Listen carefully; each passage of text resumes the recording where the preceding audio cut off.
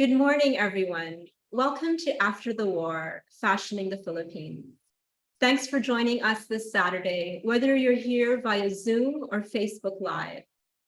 This talk is part of Filipinas Heritage Library's Liberation, War, and Hope program, a series of events held in commemoration of the 75th anniversary of the end of World War II.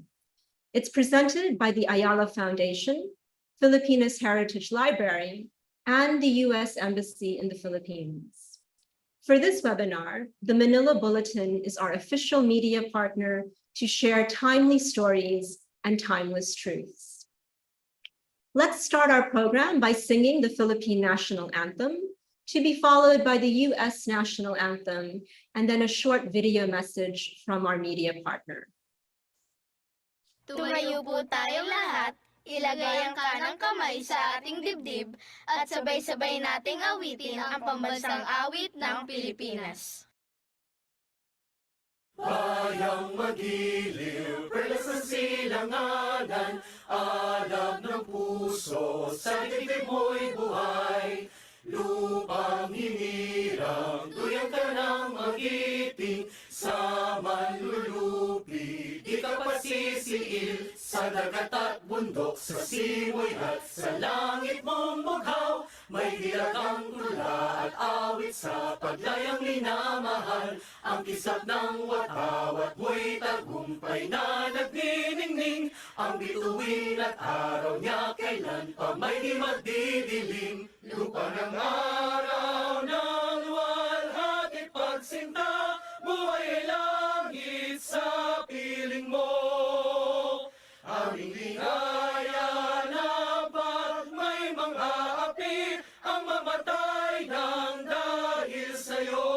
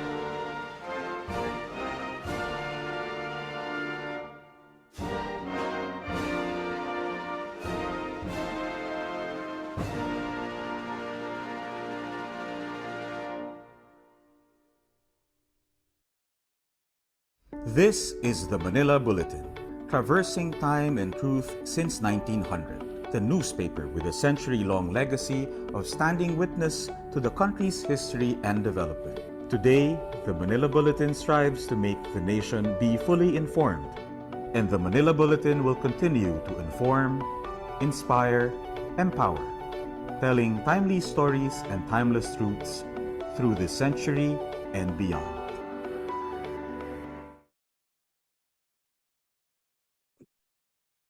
Good morning again to our viewers in the Philippines, and a warm welcome to our international audience. We're so pleased that you're able to join us today.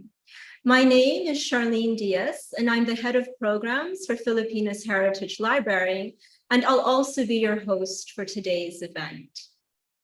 After the War, Fashioning the Philippines is presented by Filipinas Heritage Library, or FHL, a Filipiniana library managed by the Ayala Foundation. If you haven't been able to visit since the renovation, the library has a whole new look, with refreshed, warm interiors, more natural daylight, and open spaces. FHL is an ideal place to meet your research and study needs when it comes to Philippine history and culture. FHL's mission is to spark and stoke interest in the visual, oral, and printed story of the Filipino through its collections of documentary heritage materials in the form of books, periodicals, documents, photographs, music, videos, and digital resources. The library is continually looking to add to its holdings, and today we are proud and excited to announce the donation of our speaker, Mark Lewis Higgins.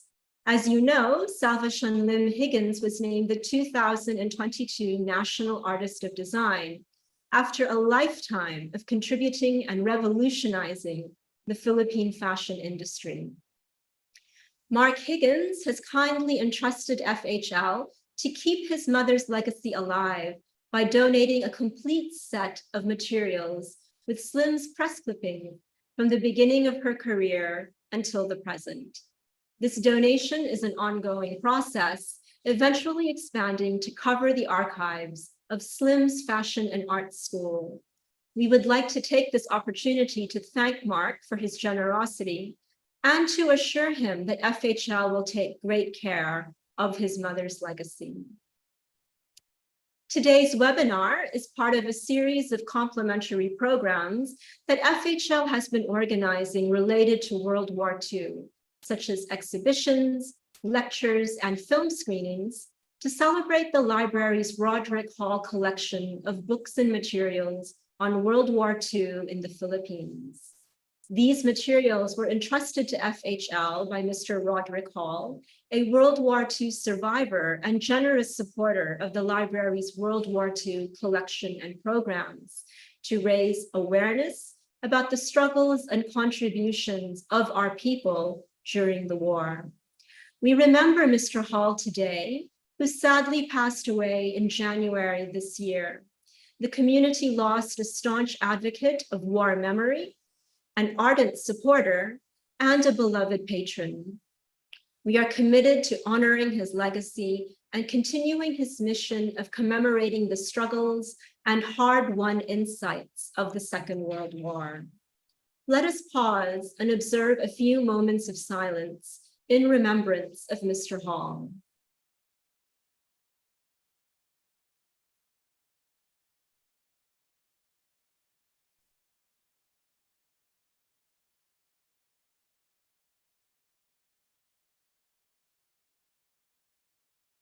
Before we proceed with the webinar proper, here are a few reminders. One, in case there are lags in the video or live stream, please stay on the session and wait for it to load again. Two, all attendees on Zoom are on mute to ensure the quality of our audio during the webinar. Three, if you have any questions, you may use the Q&A box for Zoom attendees or the comment section of the Facebook live stream, and we'll do our best to accommodate these questions during the Q&A session later. And lastly, after the talk, please fill out the feedback form to get your digital certificate. And that's it for our reminders. Could I ask the audience to type a 1 in the chat box, just so we have a little bit of interaction? Amazing. Thank you for those responses. We really look forward to more interaction later in the webinar. So in this latest installment of Liberation Talks, Mark Lewis Higgins narrates a story about the end of destruction and the beginning of creation through the works of 2022 National Artist for Design, Salvacion Lim Higgins. This will include the early part of her life and her experiences during the Second World War until the first decade of her career as a fashion designer in post-World War II Manila. We will see the Philippines on the cusp of rebirth as Salvacion Lim helped rebuild, reimagine, and refashion a nation. Now, let me introduce our speaker. Mark Lewis Higgins was educated at the International School Manila and eventually studied fine art in Toronto and fashion design in New York. In the succeeding years, he would spend several months at a time painting in Rome, then between New York and Hong Kong, mounting his exhibitions. In 2009, he curated the exhibition Slim, Salvacion Lim Higgins, Philippine Haute Couture, 1947 to 1990, at the National Museum of the Philippines, also co-authoring the accompanying coffee table book. He then co-authored a second book in 2015 entitled Fashionable Filipinas, an evolution of the Philippine national dress in photographs, 1860 to 1960. Over the past 12 years, as part of his family advocacy for artistic education, Mark has served as director of Slim's Fashion and Art School, founded by his mother in 1960. He is about to launch his third coffee table book, a complete collection of his body of work over the past 30 years, entitled Tales from a Drawing Table. Ladies and gentlemen, please welcome Mark Lewis Higgins. Good morning, everyone. Good morning, Mark. How are you feeling today? Good, and hopefully able to tell you all the stories. I'm sure you will. I'm really looking forward to our discussion. So would you like to give maybe a teaser or a bit of a taste for what you think the audience can look forward to? Well, I think this is hopefully going to be a rather unique perspective. You don't normally associate the topic of fashion with war stories. So I thought it would be interesting to put this in a context of my mother's life, because she did experience the war and the rebuilding of the nation afterwards through what she did best. Yes, I couldn't agree more. When we say World War II, fashion is not the first thing that comes to mind. So let's get started. After the war, fashioning the Philippines. The first section is life before the war. And in this, we'll be looking at some never before seen images of Slim's high school years and her early university years before the war broke out. But we're going to go even further back than that, because the photo of your grandfather is on the next slide. And he was an important member of the Chinese Chamber of Commerce. So Mark, why do you want to start there? Well, because the story about my mother's going through the war has also something to do with my grandfather, who eventually I think became the head of the Chinese Chamber of Commerce in Legazpi. You can see him in the encircled part of the photo.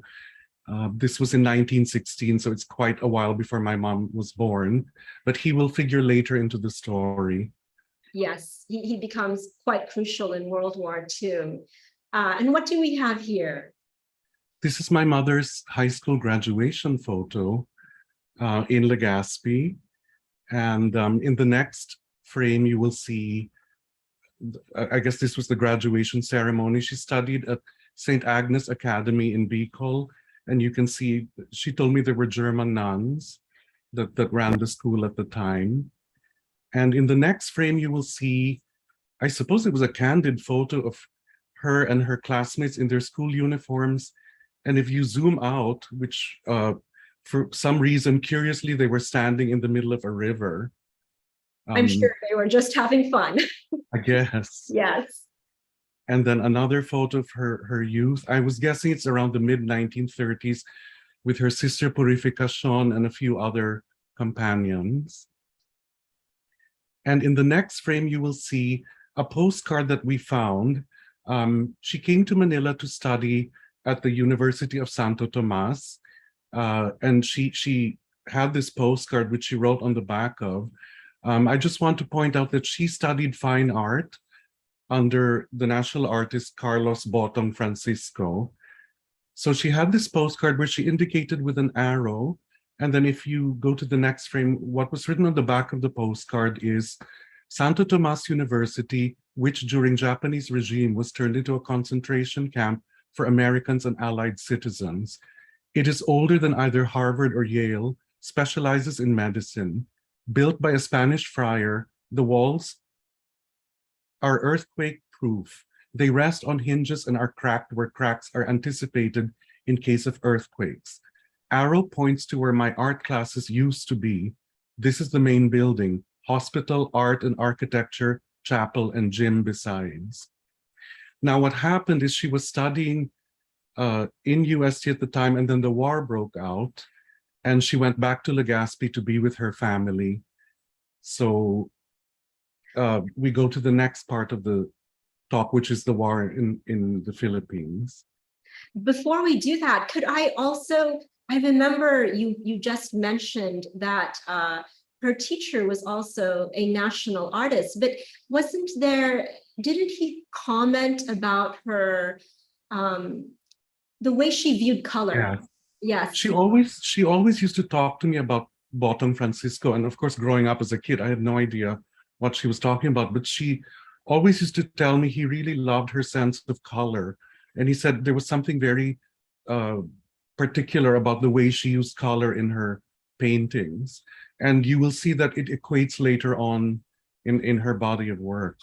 Yes, when we look at the gowns, the ones that we can see in color, really is very apparent. So this family shot is actually the last shot for this section, this family portrait in 1941. May I ask, you mentioned that your mother had to return to Legazpi when the war broke. Yes, But the photos dated 1941, so it must have been just before the war broke out. was it difficult for her to be able to go to Manila to study, or was that something that was just? I don't think so, because her older sister, Purificacion, had already come to Manila, and she was studying dressmaking in a school run by a woman called Madame Kollerman. So I think it was okay for the younger sister to go and study fine art as well. Right, because the older sister had already paved the way. Yes, so exactly. I was thinking maybe because her father was a more traditional Chinese man, it might He have was a been very conservative Chinese gentleman, very soft-spoken, very gentle. But she really had a mind of her own, and even back then she was a rebel. Yes, she pretty much got away with what she wanted. I think the word rebel is going to come up quite a bit during this discussion. So we're now moving into the Japanese occupation of the Philippines. And this is really where we're going to hear about Slim's experiences and the family's experiences during the war. This first photo here is actually from the archives of FHL.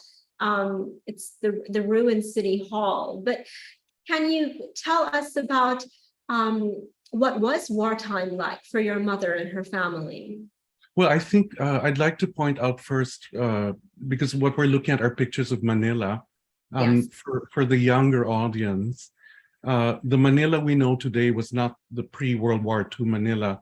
Pre-World War II Manila existed from around the area of Malate, Intramuros, Ermita, and down that part of town. And it was full of, the grand old buildings, churches, and you can see the devastation that happened with all the bombing. I think also in Legazpi, unfortunately, we don't have pictures of Legazpi during the war, but my mother was back there with her family, and my grandfather, because he was the head of the Chinese Chamber of Commerce, the Japanese were after him because they wanted him to come back to town, so to speak, and set up shop and act like it was business as usual, which is actually quite typical when a country is invaded. There gets to a point where that happens. And of course, my grandfather refused to have anything to do with that. So they fled to the mountains and hid in plantations, plantation after plantation, actually for a couple of years. Yes, and I think I remember hearing that it was also your grandmother who played a significant role in, I guess we can say, keeping My the family safe. How would my you clear describe that? I had a clairvoyant grandmother who my mother always used to tell me the story. They would go from plantation to plantation, and there would come a time where my grandmother would become very restless and start pacing around the room and closing windows. And then she would finally say, "We have to get out of here." And so they would pack up and move on to the next plantation. And my mother said, sure enough, a day or two later, the Japanese arrived at the place that they had left. Yes. Another story of my grandmother was when they fled their home. It was one of these old, solid Spanish-style houses, and my grandmother had a collection of antique Spanish gold coins, which one traditionally would save for a wedding, arie for the wedding, and she had, several handfuls of it because there were quite a few children, and whatever other treasures or money that they had, and she was trying to convince my grandfather that they should bury it all under the concrete stairs because they had concrete steps outside their house. And of course, he wouldn't listen to her because they had a giant safe with a vault almost, with a giant steel door, and he put everything in there, and they fled. And after the war, sure enough, the Japanese, what happened is their house was on a hill in Legazpi, so the Japanese occupied that house and used it as a radio tower. And eventually the Americans bombed the house, and the only thing left standing were the stairs. And the safe they just took a blowtorch and opened it and took everything out. So they pretty much lost everything. Yes. Well, that was the common occurrence during the war. That is part of the devastation. But yes, your grandfather really should have listened to your grandmother. Yeah. I think. And you can see from these photos, really the utter destruction of Manila. It for those of you who aren't aware, it was the second most devastated city next to Warsaw after World War II.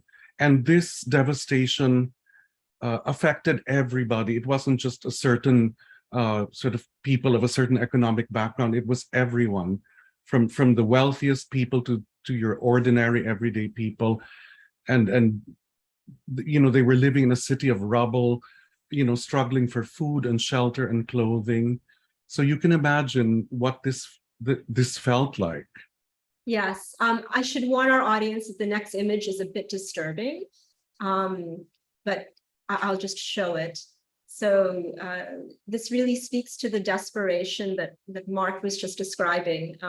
We have a civilian looting the boots of a dead soldier. But the next image as well, I think, really captures what you were talking about. I think so, because if you look at the photo, there's a nun carrying a baby, and half the people in the photo are barefoot, walking through all this destruction and stone and shrapnel, and pretty much carrying whatever they own on their backs. Yes, their lives are really literally on their backs. This brings us to the end of the war images, and it might be a bit jarring, but the next images, we are transitioning into the fashion component.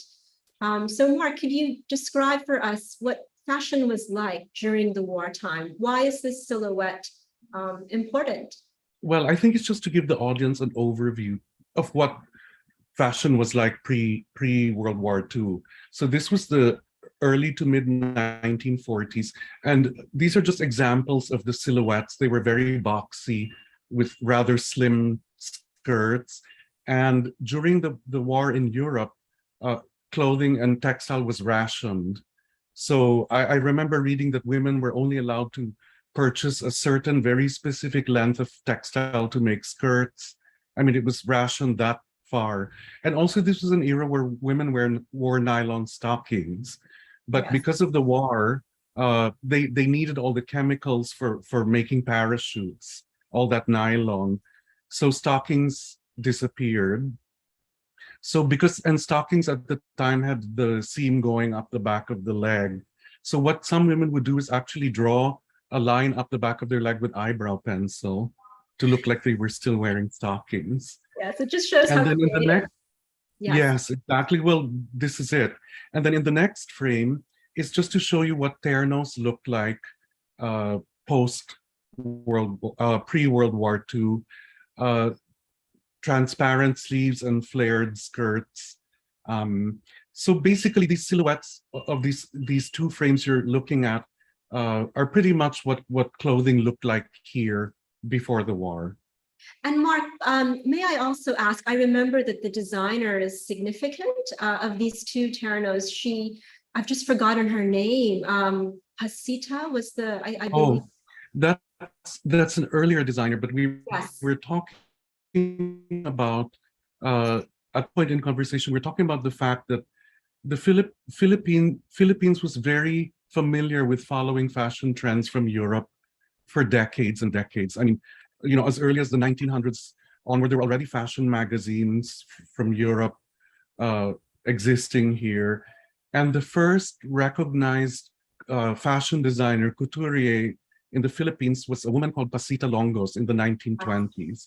And this was mirroring what was happening in Paris, where you had the first real sort of named fashion designers, beginning with Paul Poiret, and then later on around 1915 toward 1920, you had Gabrielle Chanel and Madeleine Vionnet.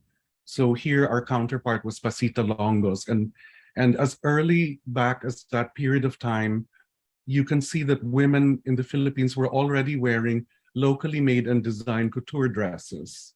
Yes, I think that's very important to note.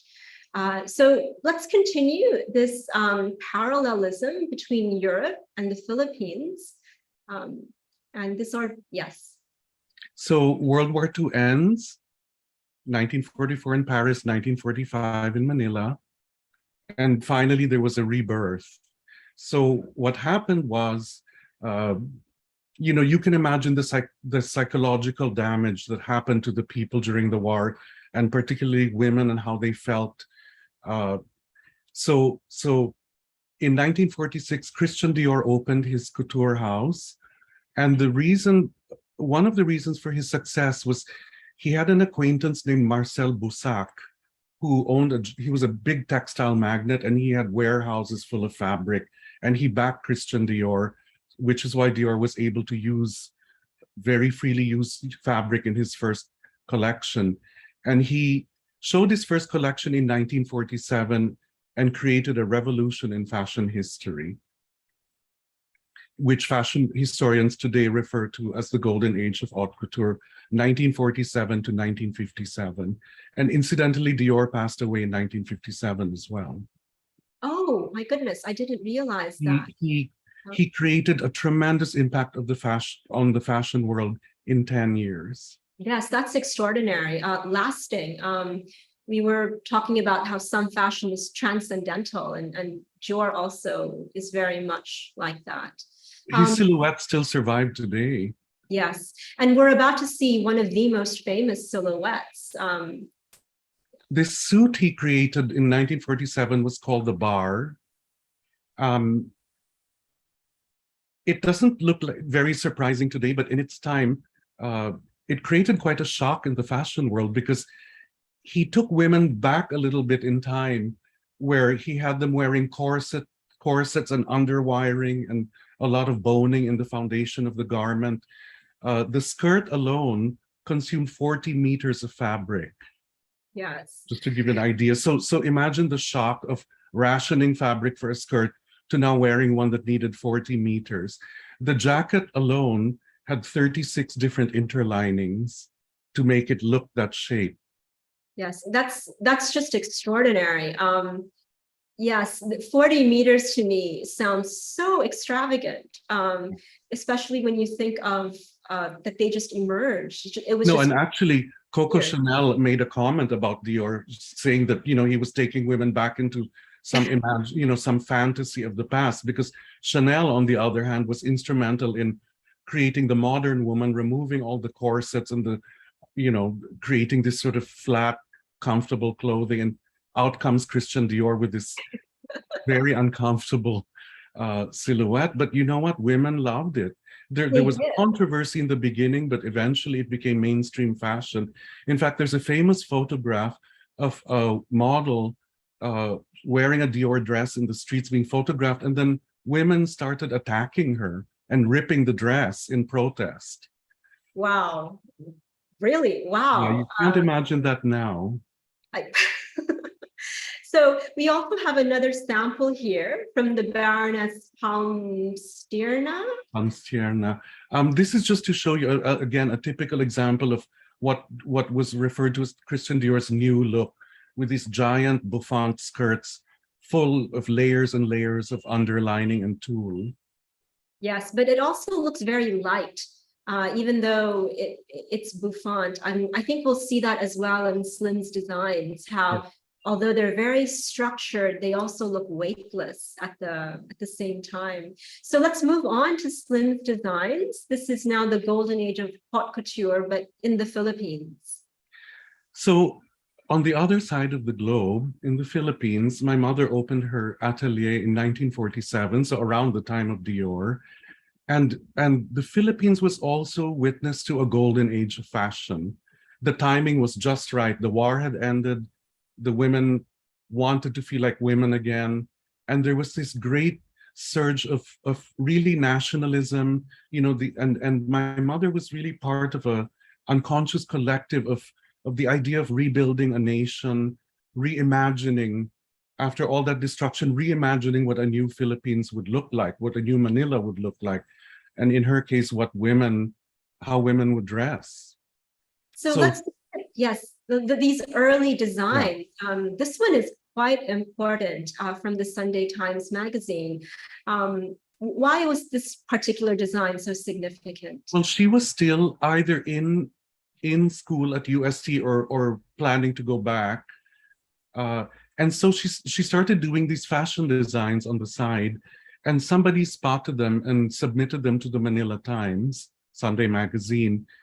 And it became a sort of regular feature in the magazine, and women would start writing to the magazine saying, you know, these clothes are so beautiful, where can we get them? I think the next page is another sample of her work. And I think we'll look at it in a moment, but what I think I read this somewhere, that her moniker, the nickname Slim, it began here. Yeah, it began by accident. Well, she didn't want her classmates or teacher, I guess, to see that, you know, her fine arts classmates and teacher, that she was doing fashion design. So she signed it as Slim. Right. We can see it actually on the next image on the left side. You can see the S Slim, which became Slim. And people started reading it as Slim, and the name really stuck, and that became her label. And it's a great name. It's okay. In contemporary terms, it's a badass name, and that's how she was known for. So yes, the design on the right is the Bolero Turno, which will actually... Yes, they call them convertibles, yeah. Yes, the convertible. So we'll see that in reality a little further in the show. So this image is actually of Taft Avenue. Why is this image important? This is because my mother opened her first little dress shop was on Pennsylvania Avenue, but they didn't even last a year, and they moved on to Taft Avenue because Taft Avenue pre-World War II was one of the grand avenues with trees, and it was a lovely place. Of course, in 1945, this is what it looked like. And then the next page is an aerial view. You can see that there were some buildings left standing, although there wasn't a lot left. And her shop on Taft Avenue would have been somewhere on the lower right where the High Alai building was, but she would have been a little bit off the map on the lower right side. Yes. So this was only 2 years after the war ended. So she never talked about it, and I never asked her what Taft Avenue was like back then. But you know, it soon became one of the more elegant avenues to be on. So I guess they rebuilt it, or at least did something pretty quickly. It does look quite barren now, in this image, I mean, from 1945. Could I just ask, because I realized that we didn't discuss it in this section of the Japanese occupation, but how was your mother able to maintain that sense of imagination, or during the war, during those, while moving from plantation to plantation, how was she able to sustain that creativity, I guess? Well, I think she had that artistic mind that was able to tune out or tune into another sort of plane of consciousness, if you will. She would tell me as a child, she would hide in a corner of the house where nobody could see her and sit on a little table and draw endlessly for hours by candlelight. And the only thing she told me about the war, luckily the family seems to have been spared from any of the atrocities, or at least she never talked about them, or none of her siblings or my grandparents. But she said that for her, hiding in the mountains was almost like a game. So they would go from plantation to plantation, and then as soon as they settled, she said she and her brother would walk down to the town and look for any fiestas that were happening and join them. Yes, it's really remarkable that that even though they lost everything by the end of the war, the family had lost its fortune, really. But I guess the vitality, the life, the imagination was still... And the glass is half full attitude as well. Right, that would be it. The glass is half full attitude. So this next image is actually at the Pennsylvania Street Shop, I believe. Which is now Leon Ginto. Okay, okay. But this is the earliest known photos of her. I guess these were press photos. This is my mother and my aunt Purificacion draping fabric on one of their clients. And this woman, her name was Charito Delgado Neely. And I remember reading that she was the daughter of, I think, the Chief Justice of the Supreme Court at the time, who was also part of the Organization for War Reparations. Mm-hmm. So you can see the dress shop was rather modest in the beginning of her career. The next photo is her draping the fabric on the client, which is something she would do throughout her career. She was known for that. But it was also, if I understand correctly, a bit of an unusual practice. Designers didn't actually sort of pin things directly on women's bodies. It wasn't that common. I mean, in Paris, you would have fitting models to do that on, but here she would actually use the clients.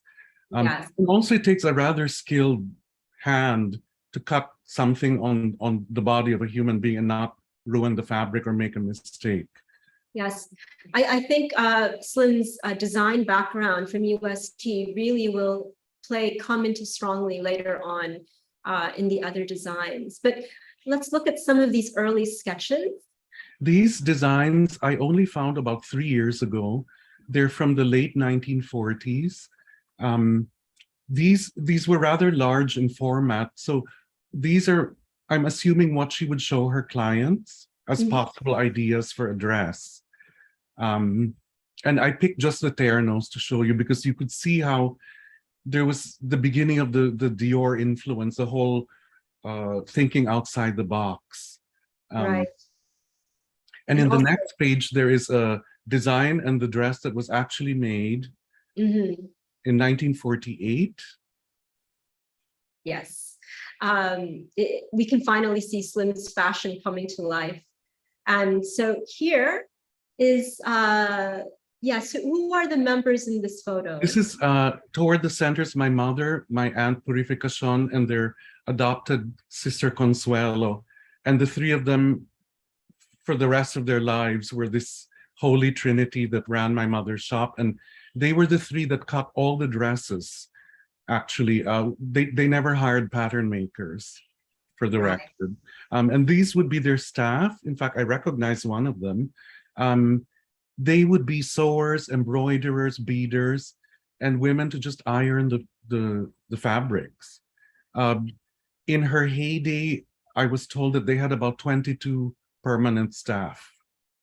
which really is not a lot when No. you think of the man-hours, the hours involved in just creating one dress, and how Which the very, audience will see soon. yes, very specific as well what their roles were. Yeah. So here's an article which shows Slim reinterpreting. Yes, it's a local designer interprets Christian Dior. So you can see some of the gestures similar to Dior's clothing on the bottom, and on the upper right, you see how she took some of Dior's gestures and transformed them into ternos, which we're going to see later on. And I'm guessing this is 1950 or somewhere thereabouts. They had already moved to their Taft Avenue atelier, and this is a bit of a glamour photo, which I would imagine they used for press releases. It's an incredible photo. The sisters look amazing here.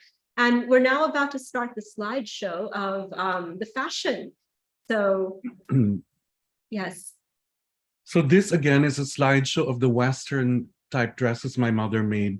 And again, you can see the influence, not only of Dior's new look, but this is really the golden age of fashion in the Philippines and in Manila, where women, you know, these clothes did not exist in a vacuum. There was actually a demand and a clientele, and there were occasions to wear these dresses. Yes, we can't underestimate that. And this dress is particularly significant. It's called the Velázquez dress. And actually, my mother talked about this dress to me a lot. It was one of her favorites. There was a time when she would name all her creations, pretty much like the European designers did. And she called this the Velázquez gown, named after the painter. Yes, and it was the highlight of a fashion show in, I think, 1956. Yes, so, and incidentally, this lace, she told me, was really expensive. She bought it in Paris. I've seen shreds of it left in our archives. Is it in the archival books? Has it been able to be preserved? Not in its entirety. I just found scraps of it from what was left over from the cutting, because also she didn't put a lot of embellishment on expensive fabric. She would leave it as it was. Yes, let the fabric really do the exactly. But we'll be seeing, I just mentioned the archival books, but we'll be looking at those books later, so the audience will know. And by the way, this woman was from Tennessee. Her name was Mary Randolph, and she married a Filipino Spaniard named Alfredo Melian. And they're actually related to the Zobel family, and her children, their children were born here in the Philippines. It's all full circle. This woman is really related to the Ayalas. So more samples of again, the silhouette of the new look.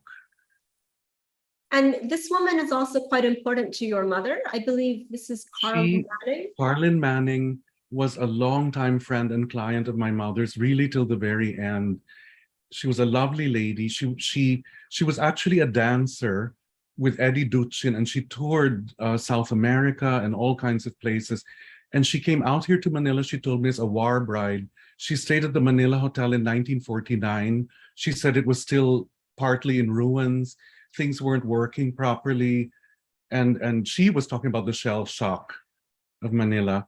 And she soon came to my mother's atelier and started ordering evening gowns. And Carlin Manning lived here all her life and passed away here a few years ago. I see. So more shapes of the silhouette. And again, you see the big skirts. This is Mary Randolph Melian again, swanning around in their skirts. It really looks like Swan Lake come to life. And here's a very unusual design. Yeah, these are some samples of the avant-garde shapes that my mother was doing at the time. You know, these asymmetrical, she would construct these wonderful confections of her imagination, I said, where these dresses, parts of these dresses look like they were in suspended animation. Yes, like how are certain parts of the dresses, the geometric quality, sometimes you wonder how they're being held up. We'll see that later as well. And this is actually the design on our poster, this particular dress. Just to give you an idea as well of her color, This dress was, the entire dress was peacock blue silk chiffon, and the embellishments you see on the dress are maroon velvet with gold trim and white pearls. That really, visually, that sounds amazing. And it reminds me of her teacher at UST, who said that she had an incredible sense of color. I do wish more of the designs could be seen in color. Well, I think one thing I realized about her works is, and her personality as well, but she was fearless. She was very experimental. She would take the most unlikely fabrics or colors and put them together and experiment all the time. And what we're going to see later on are support that. Yes, in fact, the next gown is an African-inspired dress, and it's in color. Yes, but it's a black and white dress. But something of interest is that dress is made entirely of feather-shaped sequins in black and white. So imagine how many are sewn on that dress. And by hand, individually. By hand. Yes. This is another sort of Spanish-inspired silhouette. It's a black dress with yellow roses. Okay. And here's an image of the atelier. And really, it's actually a snapshot of one of the working fitting rooms in her 1825 Taft Avenue shop. But just to give an idea, look at all the ternos they were making at the same time. And if you look at the platform on the left, you can see some of the embellishment on the floor of the platform that they were pinning on the white dress on the left. Yes, it's just, it gives you a sense of how many orders there were, which is, it sounds a little crazy because it takes so long to make a single dress. And how many orders would there be in 1 month? A lot. I mean, they would, when we get to the wedding gowns, you'll see how elaborate they are. And my aunt told me that she would do the bride and the bridesmaids and the entourage, and they would have about 7 weddings a month. Aside from evening gowns and cocktail dresses and ternos. I cannot imagine, because again, when you think of the staff, it's about 25 people just doing all that labor. So handcrafted. She talked to me, she told me a lot of stories about sleepless nights where they had to work through, you know. This is one of her early dresses as well, 1947. Again, a convertible terno, which I thought was so ingenious. It's a transparent lace coat with terno sleeves that you wear over a black velvet dress. So you can remove the coat and it's a dual purpose gown.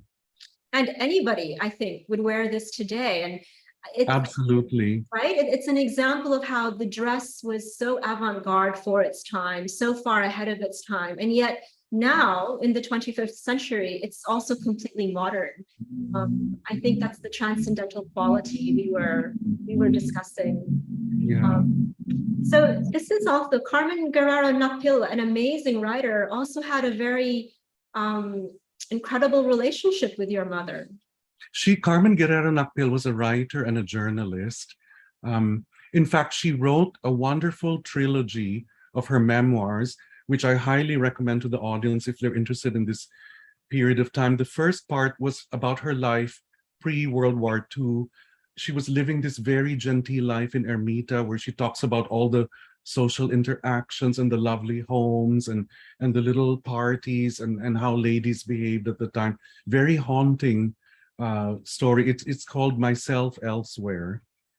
And this dress was something my mother made for her that she modeled in the first carnival after the war. Because one thing I'd like to point out is one of the biggest social events from the sort of the 1900s onward were these Manila carnivals, where women were allowed to go out and have fun and, you know, dress up with their companions. And so it became a real social event for women to see each other and see how they were dressed. One of the few public events that wasn't held in a home.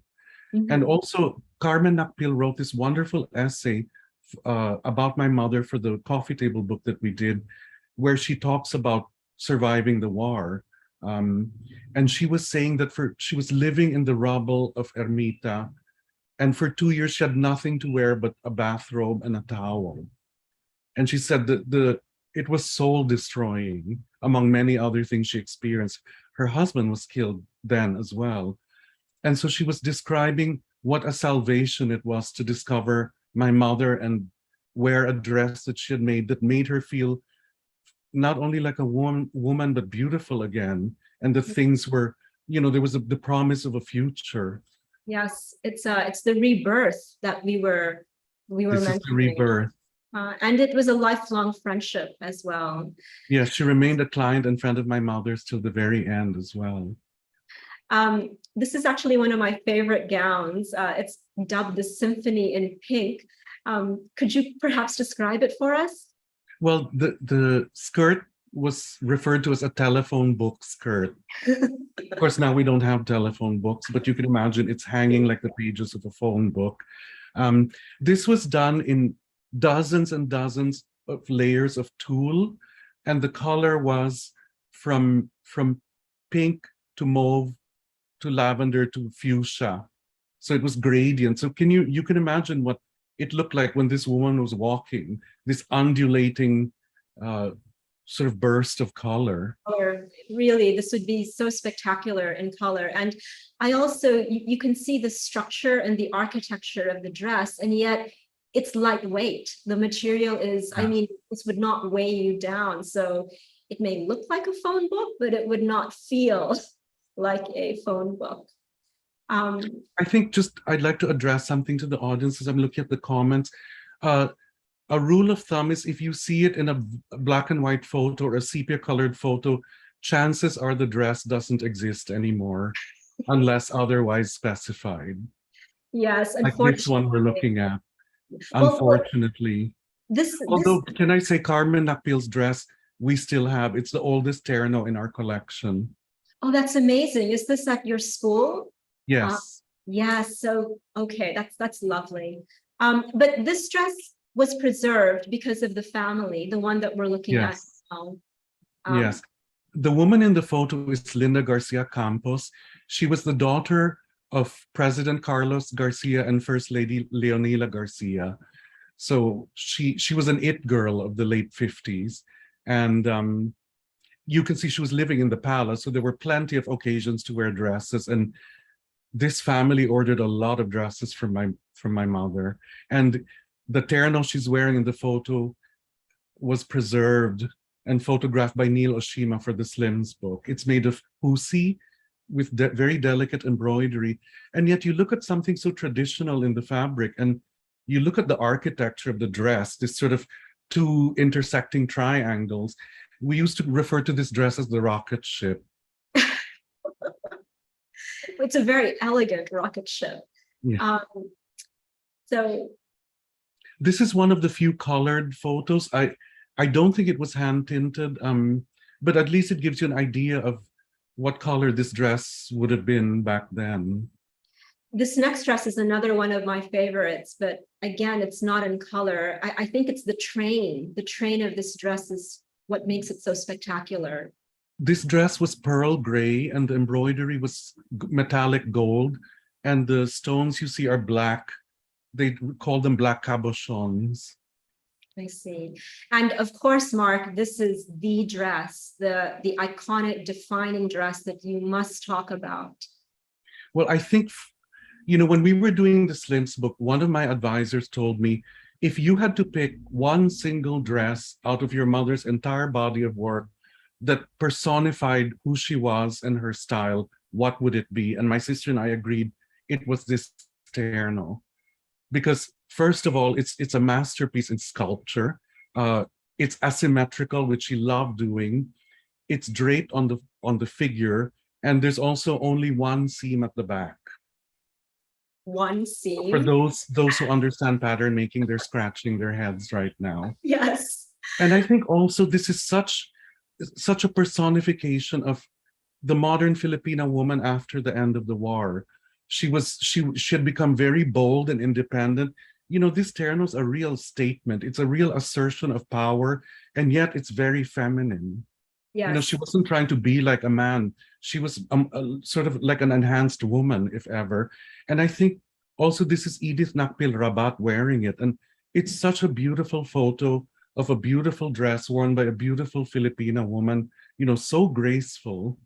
it And is. it's also in one of two ternos that are currently in the archives of the Victoria and Albert Museum. Yes.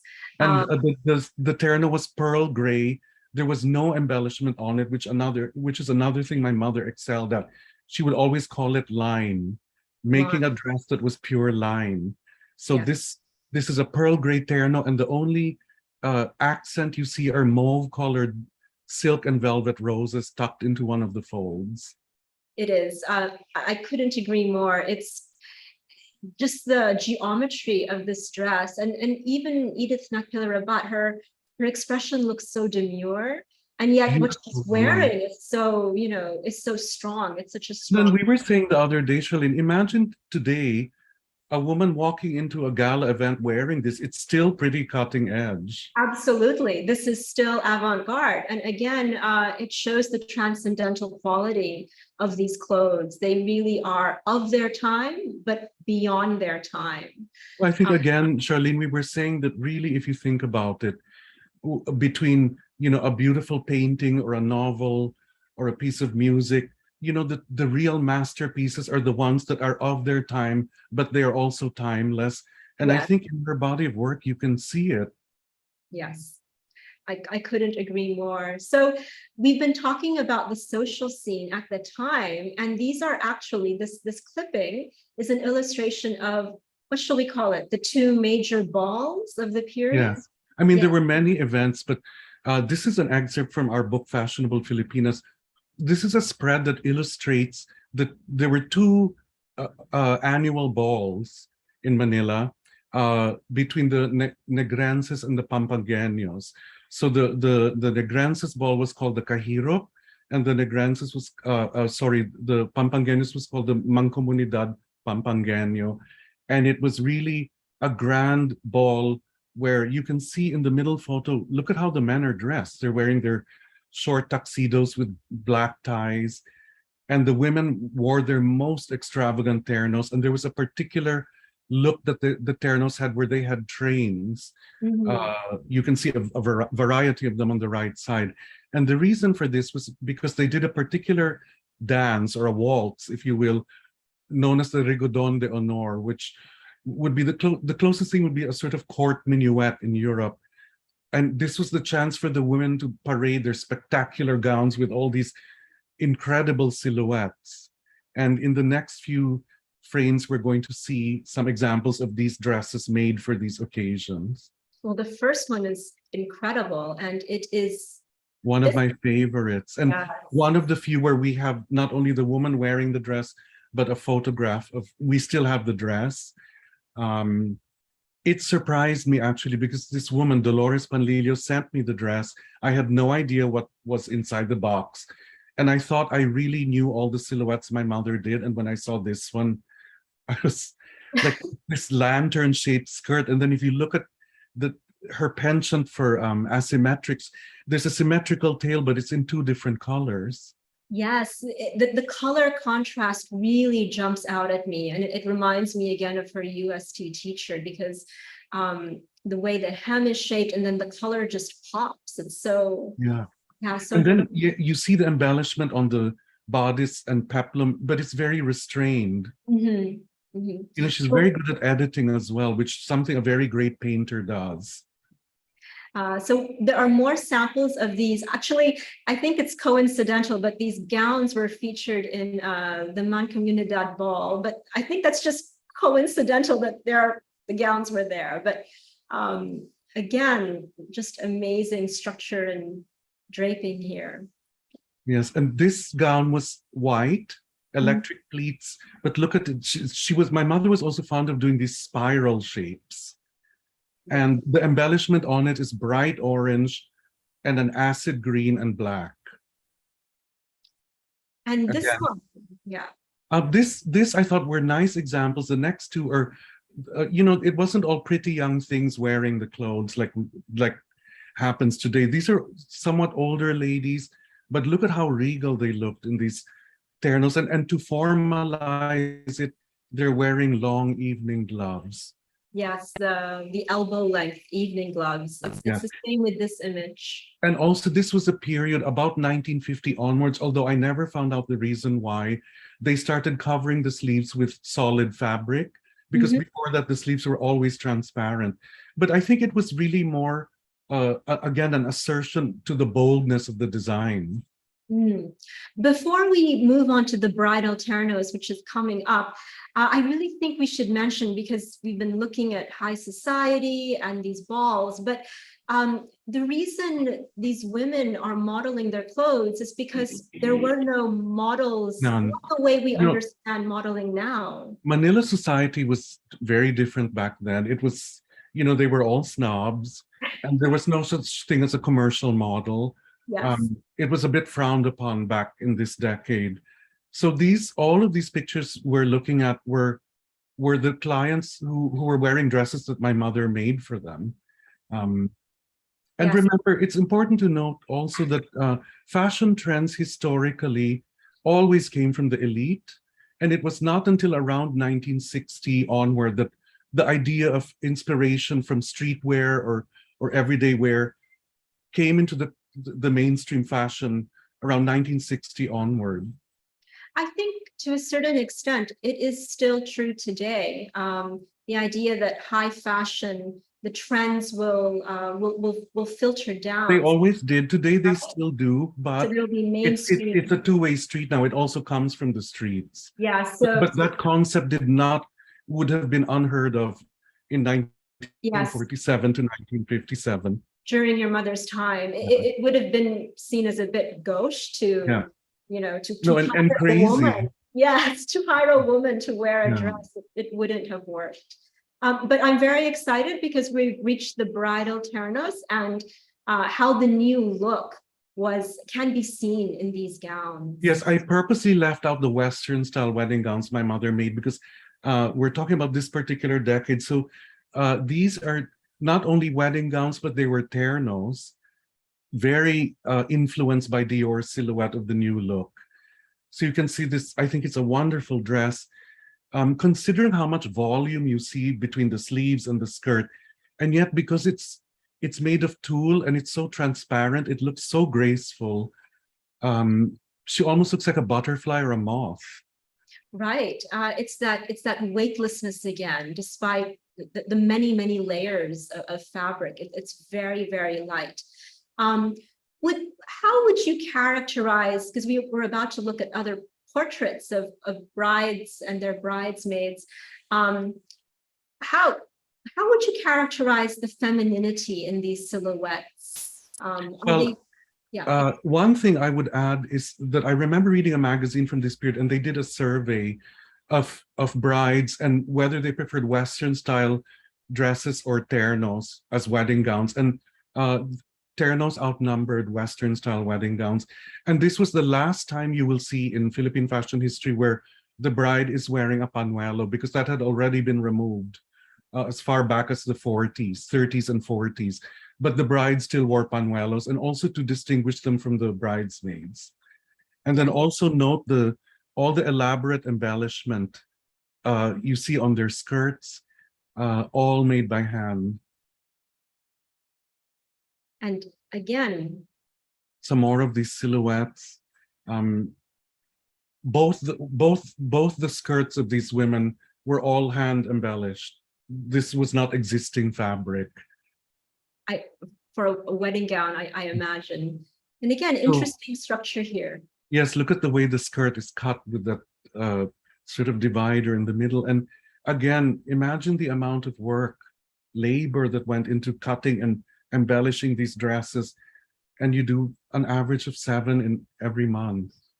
It's extraordinary. The next gown we're about to see is another one of my favorites, just because of it's sort of a hobble skirt in front, and then there's a very long train at the back.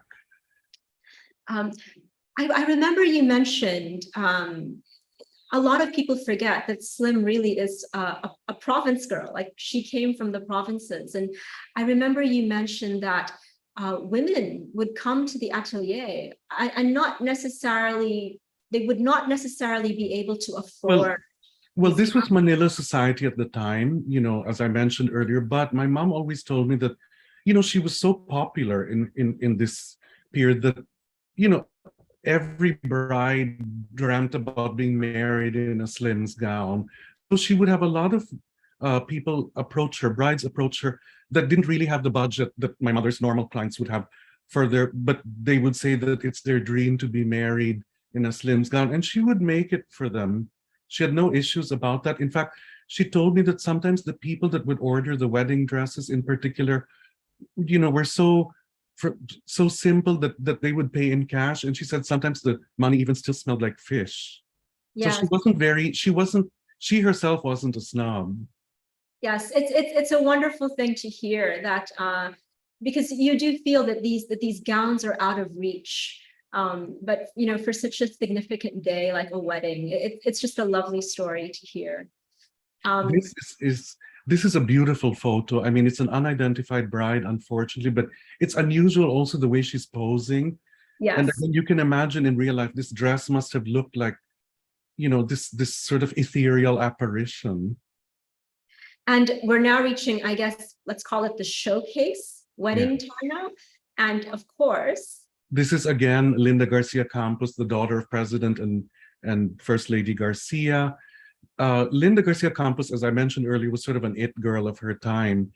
And when she got married, it was, I would imagine, the equivalent of Charles and Diana's wedding. It was the talk of the town. There was all this speculation of what the dress would look like, it was all over the papers.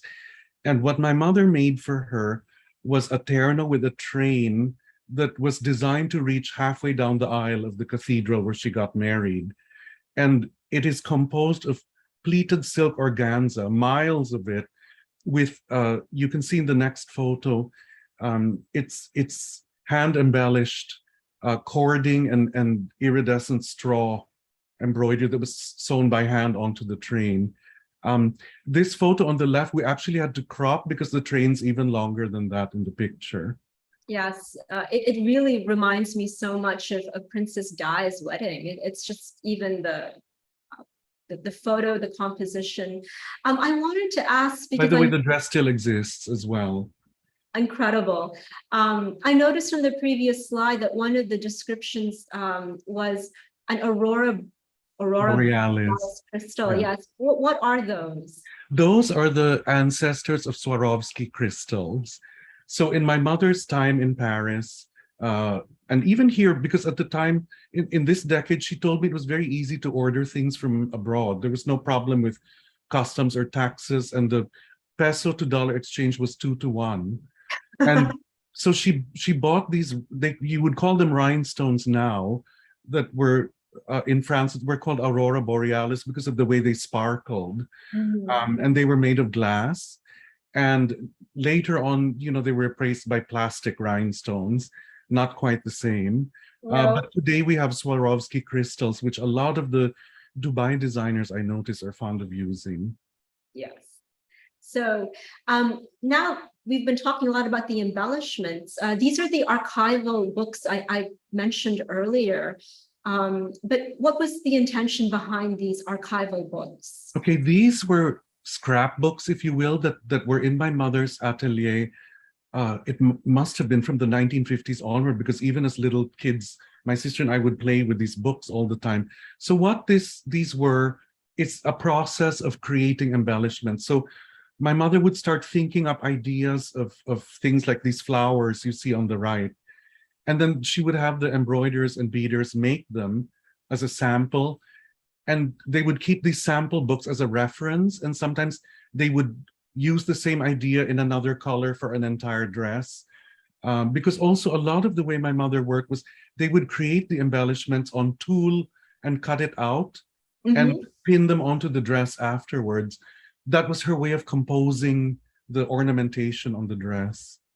And you can see some very unusual materials that she would use, like there's a combination of velvet and Swiss straw. She used all kinds of things. I find that quite remarkable that she would sort of pin things on the dress, and it allows you to, I guess there's more freedom in how you can arrange. Yes, and also technically the fabric is less likely to pucker because you're not attaching it directly on the fabric. You're just sewing it very lightly by hand. Yes, which is again more work. And this book, I believe, is already your Yes. version of the archival. What happened after she passed away is, we had boxes of pieces of embroidery and embellishment, loose pieces. So I continued to archive them, and I had these special binders made, and I put the embellishments in these binders. And just the binders I created alone that are in our school archives, there's 18 of them. That's amazing. By category. What's even more amazing is that the appliques, the embroidery, that they survived. They haven't deteriorated. Yeah. Some do and some don't, and it also depends how they were kept. Okay. But 18 is an incredible. It's a lot. It's a lot. It's a lot. So here are more close-ups. Again, bear in mind these were all made from scratch. This is cording sewn onto tulle fabric, and then on the left is an iridescent straw, and on the right, this is something they would typically do for bridal dresses, these flower embroideries and cording appliques on tulle. And in terms of hours, how long would it take to make this embroidery? I can only tell you from my experience, she was making a hand-beaded terno in the 1980s when I was in college.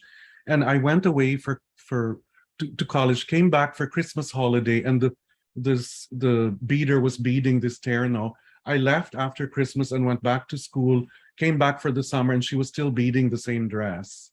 Yes, which is why when you think of the workshop and all those gowns that were there, it's just the hours. I can't imagine the hours it would take to do that.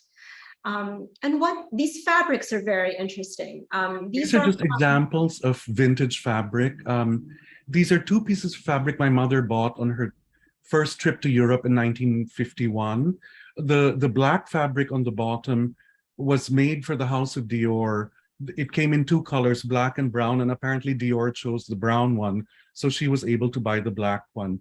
And she always kept a trunk of her most precious fabrics, which she always told me she was saving for a grand fashion show she would someday do, which unfortunately didn't happen, but I do still have the fabrics. Yes, and that's important. And for contrast, what is this next fabric? This is what would have been typical Husi fabric in that period. You can see how fine it is. I don't think you can really get this quality anymore. And you can see that there was technique where they would interweave the motif in horizontal lines.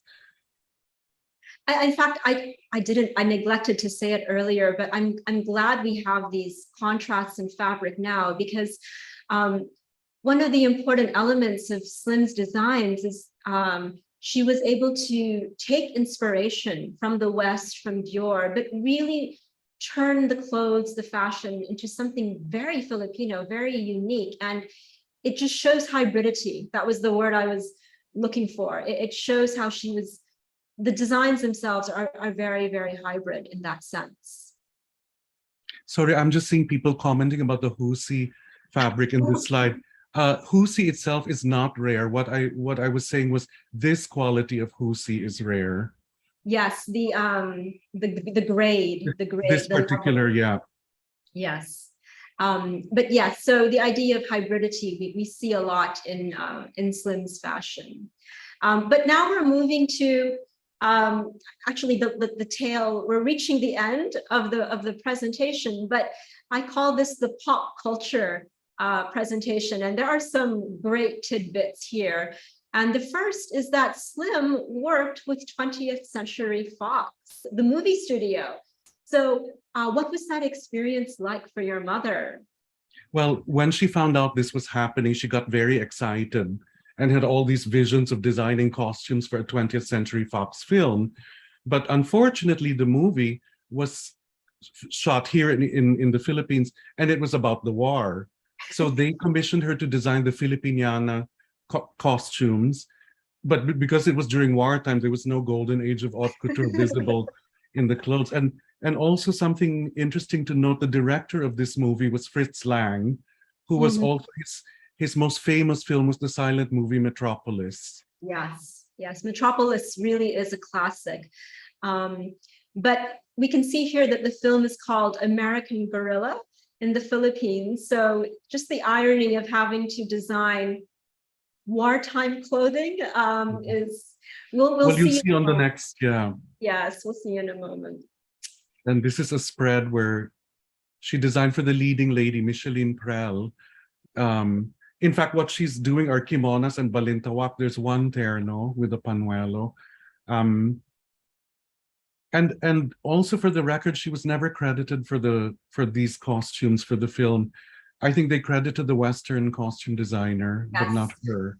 It's very revealing that happened. And it makes this particular documentation so important because it's proof, like it's historical proof that she did do these designs, even if unfortunately she wasn't credited. But here is a still of the terno that is used in the film. You'll be able to see it in color later, but for now, this is it. So these are Tyrone Power and Micheline Prel, the leading man and leading lady.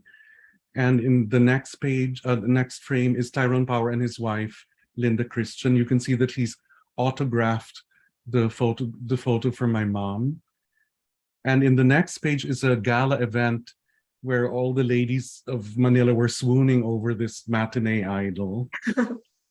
And when I press next for the next slide, we're actually going to watch the clip from the movie. Could you just give us a brief intro to the clip?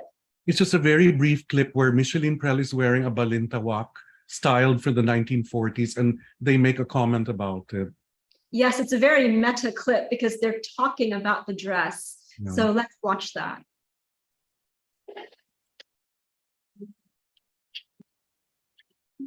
If you don't mind my saying so, that's a very attractive dress.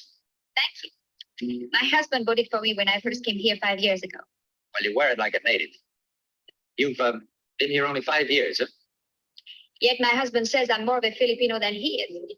Oh, yes. I seem to remember your views on that subject very well. And that is that. So you can see again, the gown actually has slightly transparent sleeves. Yes. Which Well, was not it's designed as a 1940s dress. Right. You can see from the silhouette, it's not the new look yet. exactly, which is again so ironic because she's known for post-World War II fashion, but she had to design It's costume design. It's not the same Costume. thing. It's not. And this might be my favorite part of the entire presentation. And this is dressing up Miss Universe in 1952. Because I think it's a little known fact. Yes. The Miss Universe. How many members of our audience know this? And the detail is Miss Finland. Miss Finland was Army Kusela, and she became the very first Miss Universe ever in 1952.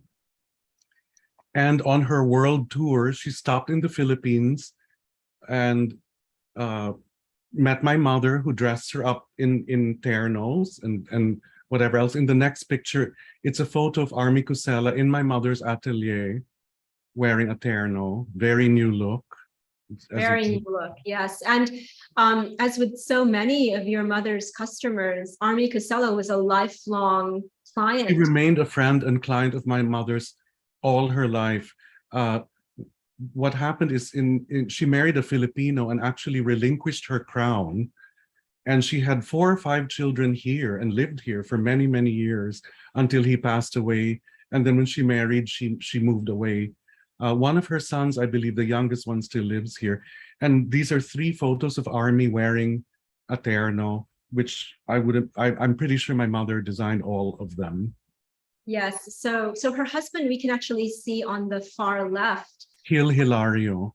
Right, and it's an incredible story because it really makes me think of the Duke of Windsor and his abdication. It may not sound like much now, but for the time period, that must have been so scandalous. No, and she was the first Miss Universe, so Yeah. I would imagine it was pretty shocking.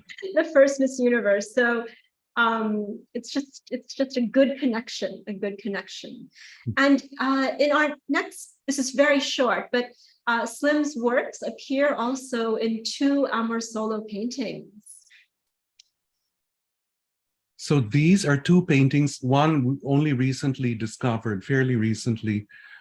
These are 2 portraits of the 2 women named at the bottom, 2 portraits done by national artist Fernando Amorsolo, and both women are wearing Slim's ternos, and both ternos still exist. Yes, that's the important detail, that they were able to be preserved. And this, yes. So you have portraits by a national artist with subjects wearing dresses by another national artist. And she was also taught by a national artist, and we forgot to mention that in the earlier photos, the background, the architecture was also by another national artist, Pablo Antonio. Yes, so we can see. All right, I'm sorry to say, but this is actually the last section of the presentation, and it's called Couture on Film. And what makes this important is that we'll be able to view. This is the only known footage that exists in Manila of a fashion show in the Philippines in the 1950s. The first one is 1951 or 52, and then the second one was 1955. In 1951, my mother went on her first trip, or rather a tour of Europe and the United States. And this is a photo of her when she came back, very proudly wearing a Balenciaga suit she bought in New York. And in those days, she said, no proper women were seen on the streets without a hat and gloves and a cane or a parasol. So these are what she's holding in her hands. And in the next page, I just think it's such a poignant photo. It's shot on the balcony of their 3rd floor apartment above her atelier on Taft Avenue. And she's surrounded by sisters and friends and relatives, but she's sitting there in her black suit and everyone's in pale colors. Yes, it's a stunning photo. And the next slide is actually already the fashion show. So Mark, I hope you'll be able to talk us through it. Let's begin. Okay. So this was a show she entitled Fashion Portraits. And the reason is because the stage was, you can't see it here yet in the beginning, but the stage had giant picture frames with one model standing in each frame. And again, each dress was named after a painter. Yes. And this was also the first fashion show held in the FEU auditorium, the Far Eastern University auditorium, because it was the only auditorium left standing after the war that was large enough and that had air conditioning. And this was her unusual use of fabrics. This black dress is made of mosquito net. The red one before it was upholstery with seeds. See, we would never imagine a mosquito net material to be used for that gown. Just extraordinary. And again, these women are not commercial models. These were all Manila society women modeling these dresses, especially designed for them. You can see the frames in the background.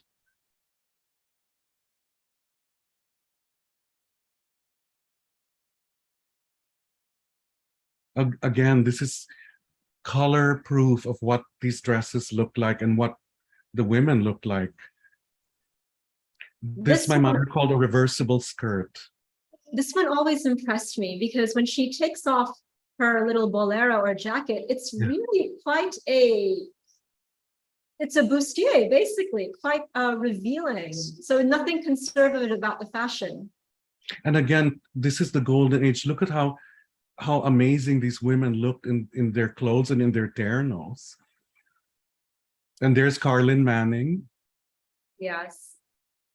Again, the skirt. It's I was thinking that many of these women also had dance backgrounds. Would that be correct to say? Well, what I was mentioning to you before was, remember, a lot of these women were ladies. They went to finishing school. Yes. So dance would have been part of that. Yes. Another favorite, I think this is the black velvet tarot. Yes, with a very low back. Yes. But again, that dress can be worn today and it would, it would just. Absolutely.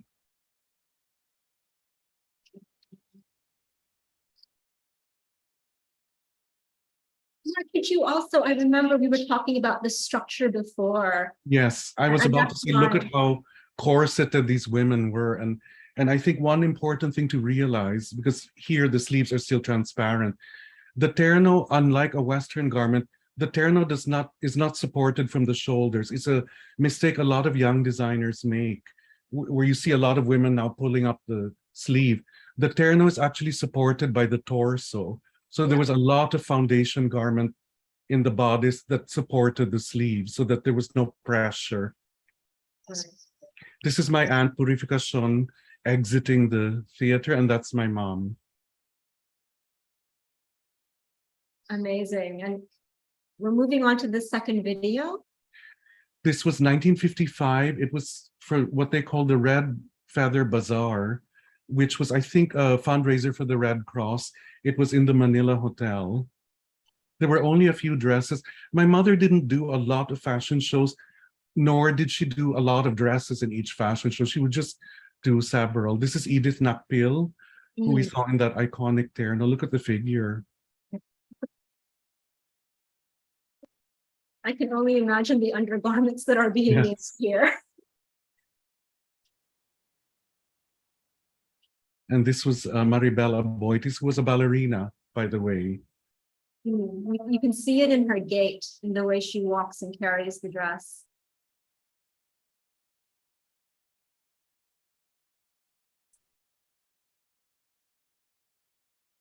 This is Mary Randolph Melian. Again, you see the big Dior silhouette of skirt.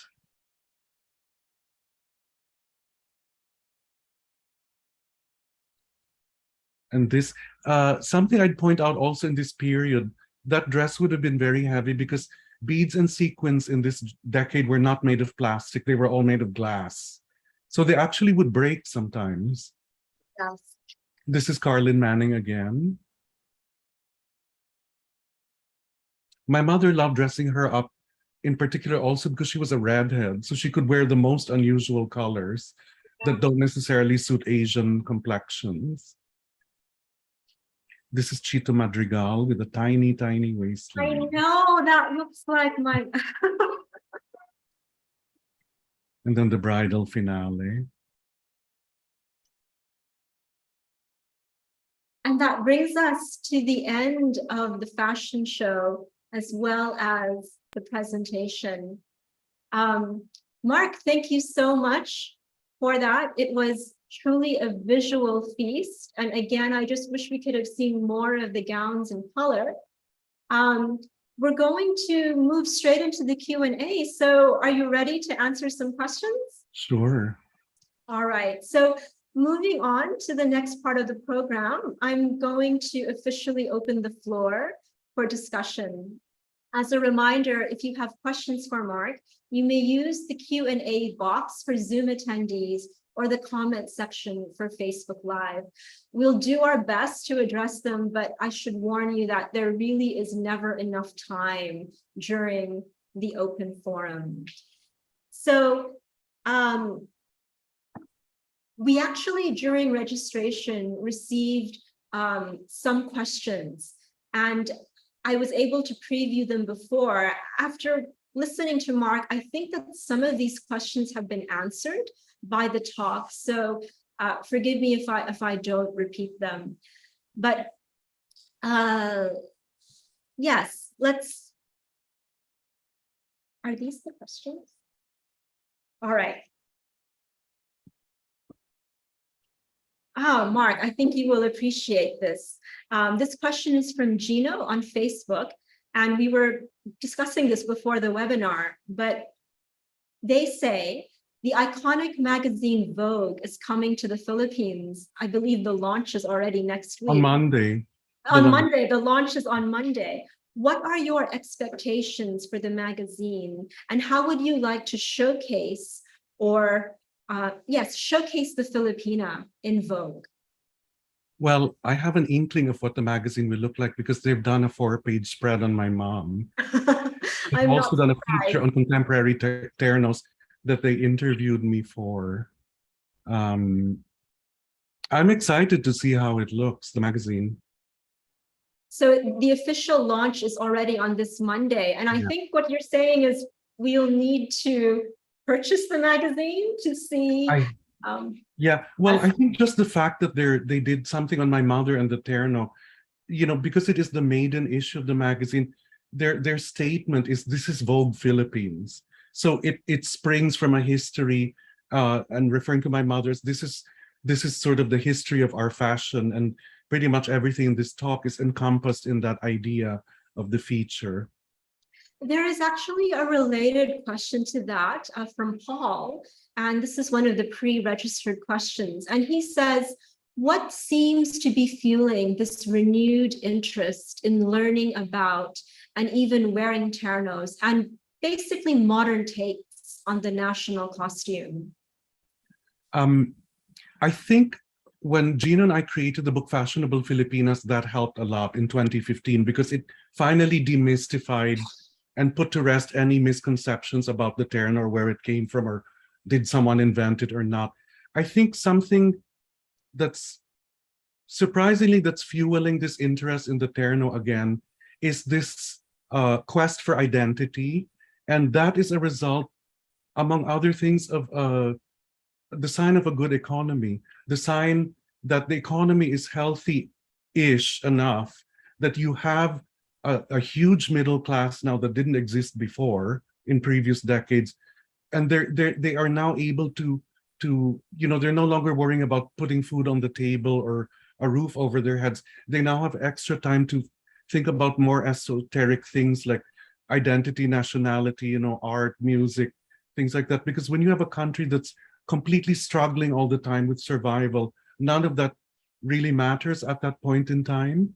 So it's partly a result of economics. So not to put any pressure on you or on me, but we are really being flooded by questions. I find it so amusing that you thought we may not get any.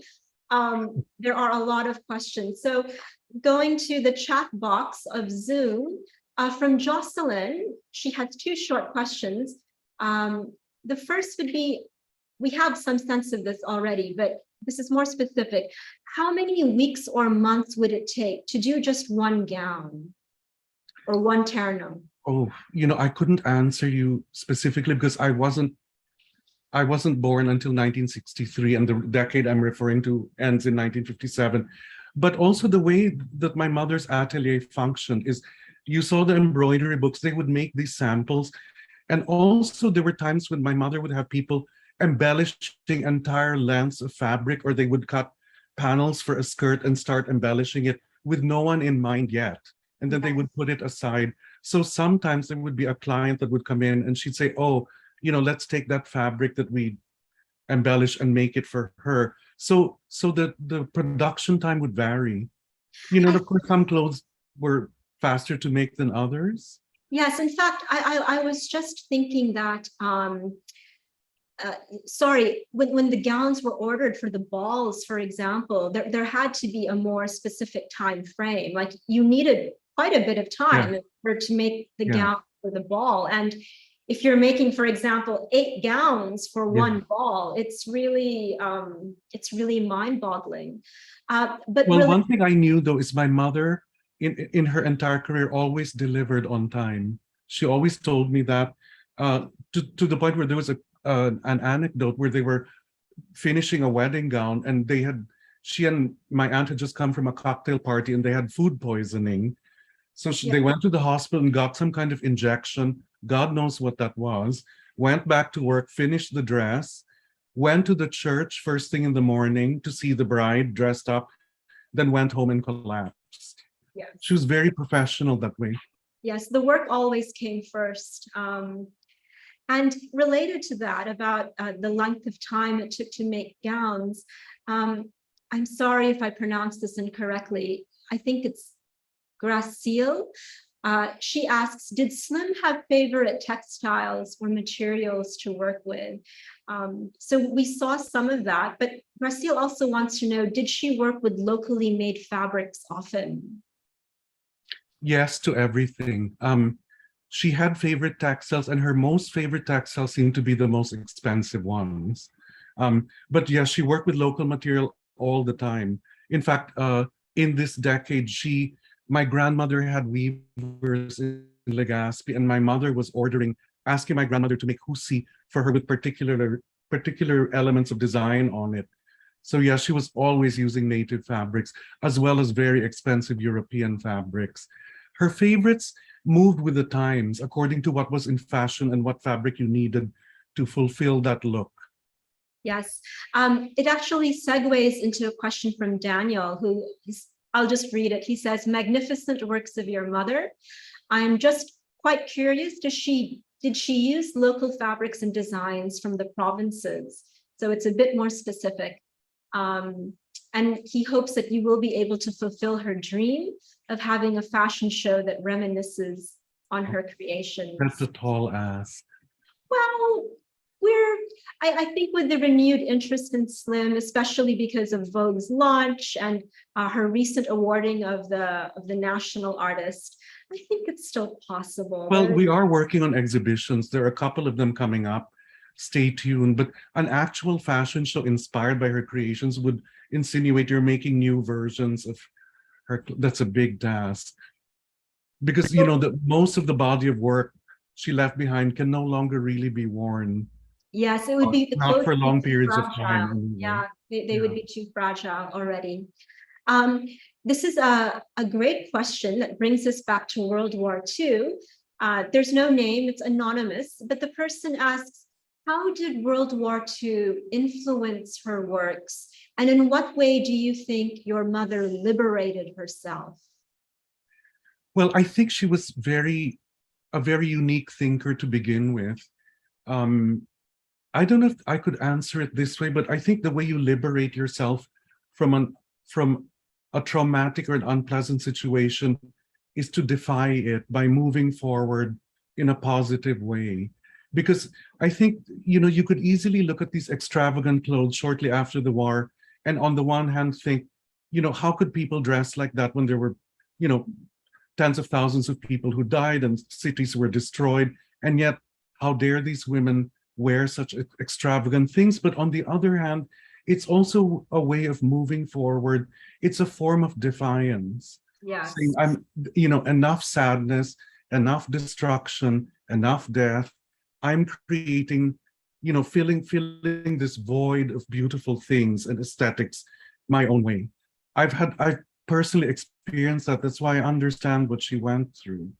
Yes, it's a polarizing topic when you view it from that lens, because on the one hand, the extravagance may be seen as too much extravagance after suffering, and yet it's also it was also a celebration of a newly independent country and celebration that the war was over.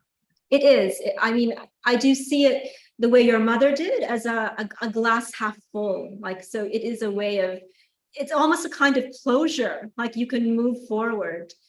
Well, you can't change the past. All you can do is mold the future in the way you see it. Yes. This is another very interesting question.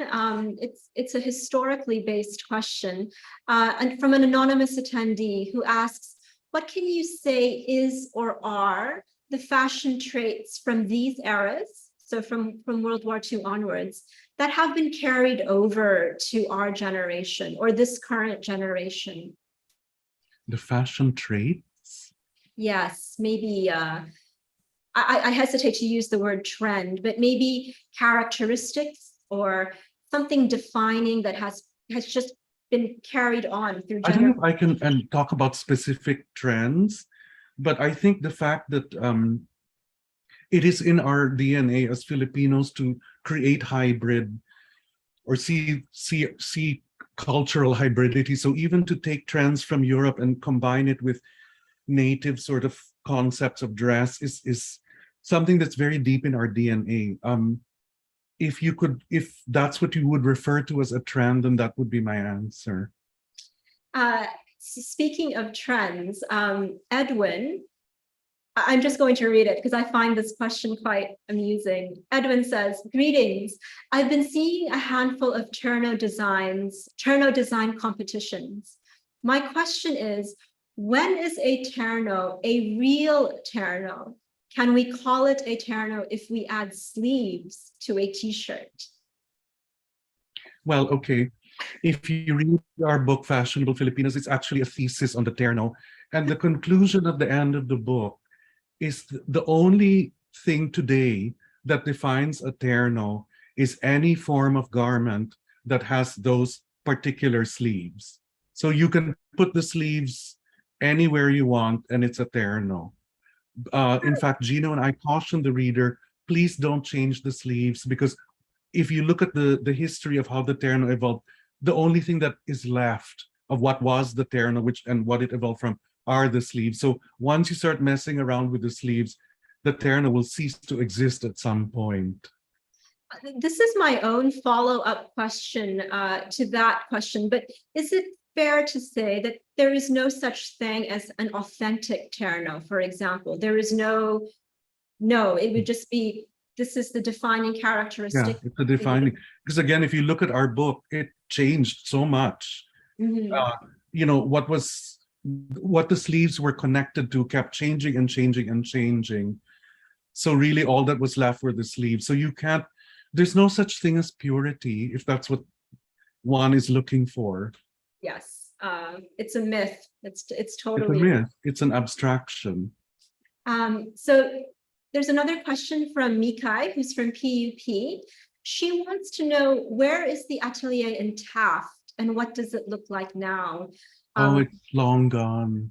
Is it long gone? Yeah, my mother had her first atelier on Pennsylvania Avenue, then on 817 Taft Avenue, and then 1825 Taft Avenue.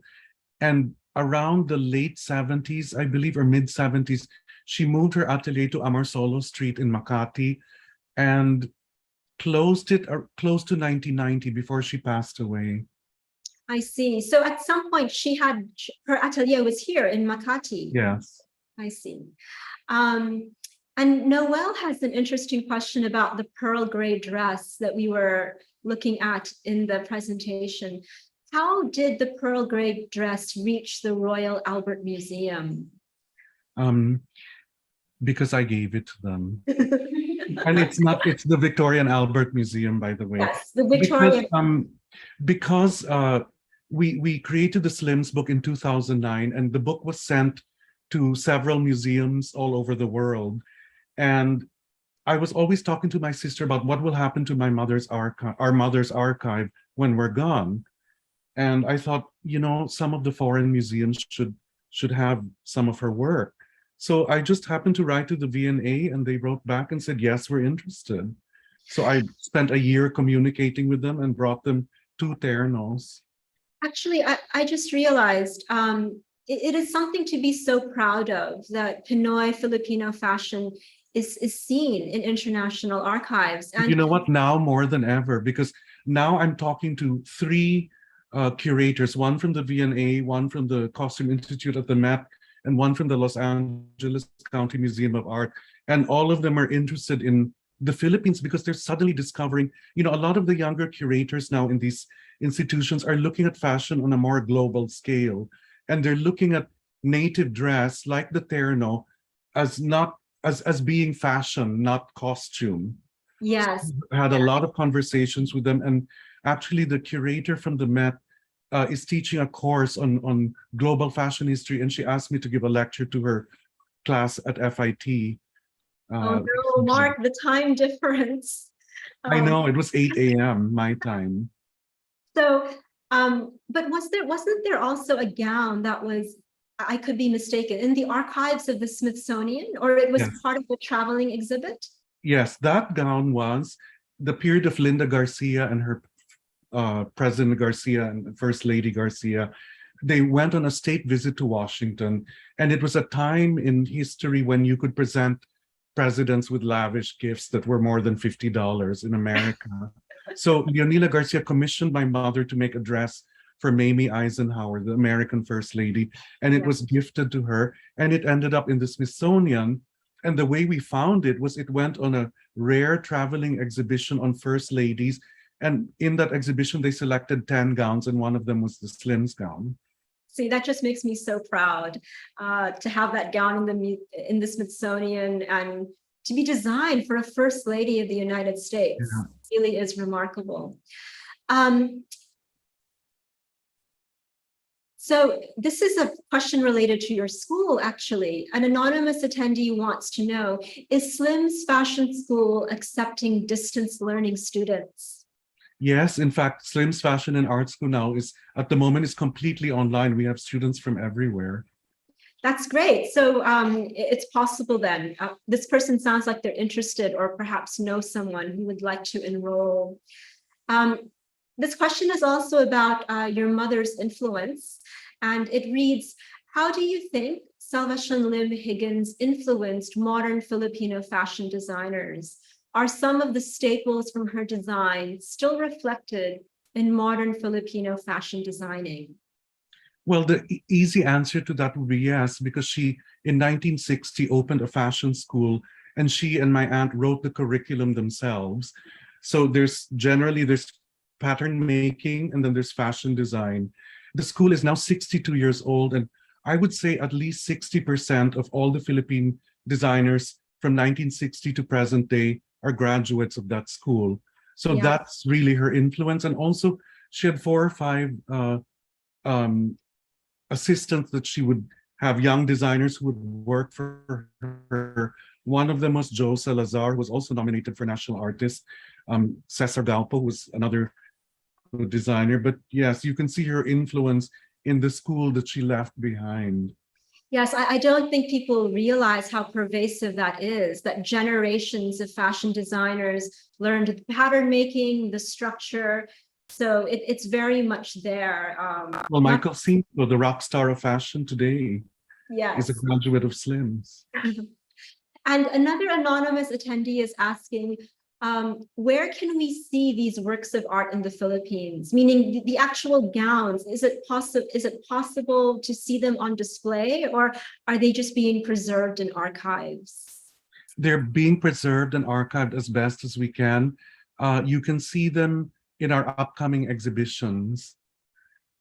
Keep your eyes open. There's one opening on September 5th in SM Aura. Oh, wonderful. So there's a preview. So you can, if you're in Manila. If you're in Manila. Yes, take a trip out to SM Aura, and some of the designs will be present on September 5. Okay, this might be a slightly controversial question. I hope you don't mind if I ask it. Another anonymous attendee is saying, what do you think about the terno being worn not only by women today? So it's a more inclusive, shall we call it that, design that's being worn. Or not only, you mean, are we going in the direction of gender fluidity? Yes, we are. If that's okay. If a garment doesn't suit the times, then it has no place being there. So if somebody wants to wear it, whatever gender they are, go ahead. Okay. Otherwise, it's sort of irrelevant if you have to twist somebody's arm to wear something.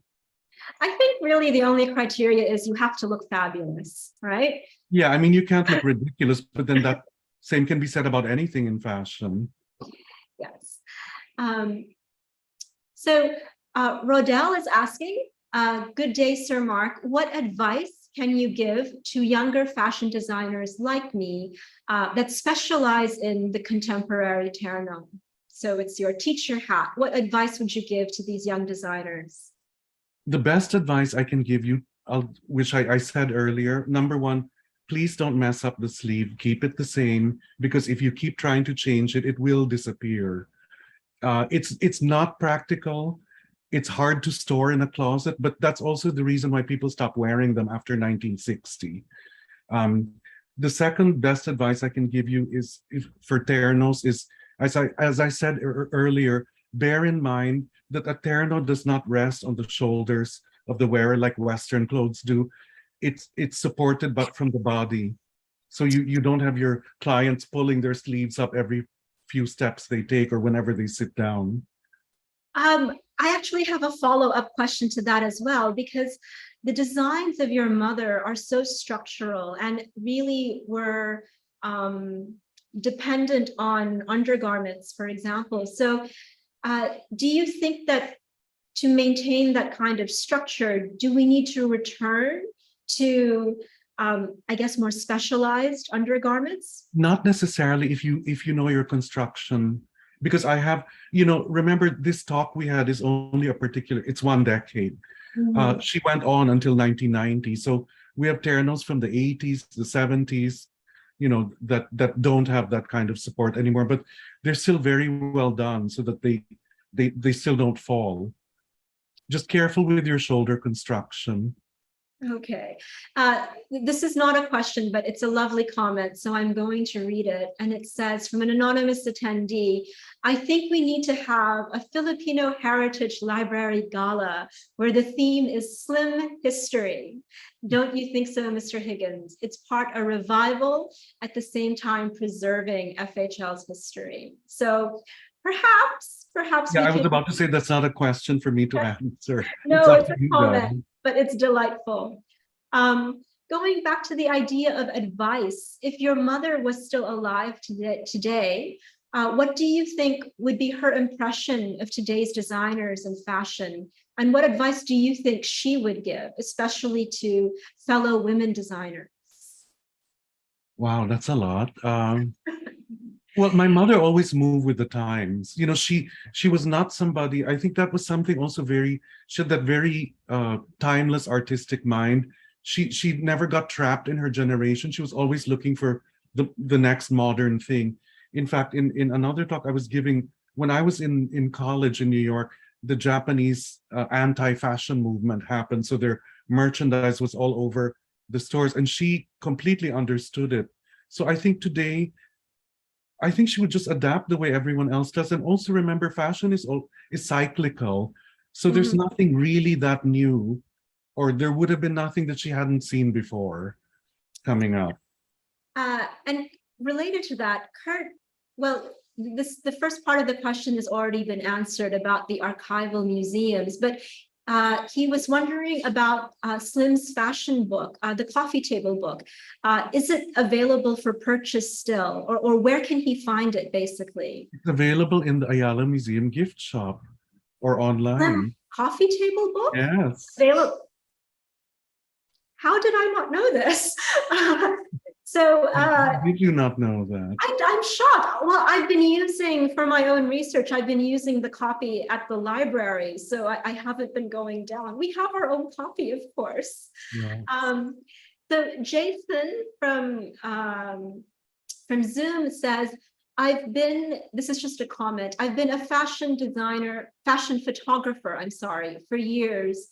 I've seen a lot of modern takes on the terno, which I think is highly influenced by your mom. So yes, I think Slim is definitely pervasive. So Paula says, thank you, Paula. She writes, this webinar is amazing. Do you think the rise of ready-to-wear in the last 20 years affected haute couture and custom-made clothes? Is this for better or worse? To add, Mark, I'll just, because we mentioned this briefly, did your mother ever consider making ready-to-wear? She experimented in ready-to-wear, but in different forms, because in the early in the early days of her atelier, she would do what they called ready-made clothes, because sometimes a client would come in and say, oh my God, I need something in 5 days. So they would just have these things basted together and, finish it for the client in their size. In the 70s and 80s, she did experiment with like less formal clothing, but by ready-to-wear being produced by the dozens, or no, she didn't. But also that's a global trend. Fashion was a bit on the wane. I'm trying to think of a short version of this answer, but the couture was sort of fading by around the 1960s, which is when I was telling you that people started following street fashion and Yes. clothing was becoming more democratized.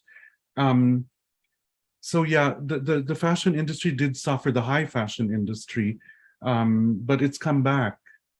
And one of the reasons it came back was Yves Saint Laurent in the early 1970s brought this idea of deluxe ready-to-wear. He had a line called Yves Saint Laurent Rive Gauche, where it Yes, was I very remember. luxurious. Yeah. So Yeah. that really gave a boost to ready-to-wear done by a designer. This is, I quite like this question too. It goes back to the idea of Slim as a rebel. But an anonymous attendee says, was there someone Slim looked up to during her time in fashion and in life? So were there other like model rebel figures perhaps that she was inspired by? In fashion, her idols would be the sort of iconic designers of the time. So in the era that we just talked about, in that decade, it would be like people like Dior, Balenciaga, Jacques Fath, you know, those people. And then by the time I was in college, one of her idols was Issey Miyake. Now, as for, and she thought Yves Saint Laurent was a genius. One of the designers that had another incredible sense of color, by the way. Non-fashion people, somebody she really, really admired was a childhood friend of hers who came from a wealthy family but became a nun and ended up in Africa. And as we were growing up, her name was Sister Scholastica. She would come and visit, and my mother always said, I really admire what this woman did. Mark, I'm just going not the answer you expected, I guess. No, it wasn't, but the answer is delightful. I've been made aware that we are actually reaching time, but would you be willing to extend 15 minutes to cover more questions? That many, sure, there's that many more. Because I was not exaggerating when I said we would not be able to finish the end, but yes, we will extend 15 minutes more and we'll try to cover as many questions as possible. Okay. So what do you believe would be your mother's, who or what is your mother's greatest inspiration to create her designs? So it's who or what, not just a person, but were there things in her life that she was inspired by, I suppose? I think my mother was somebody who really was able to read the time and place she was in, which I think why in this golden age of couture, she was able to personify that woman in the clients that she dressed. And I think she moved with the time. So whatever it was she would read, whether it was in art or music or, you know, current events, that would be, she would absorb that.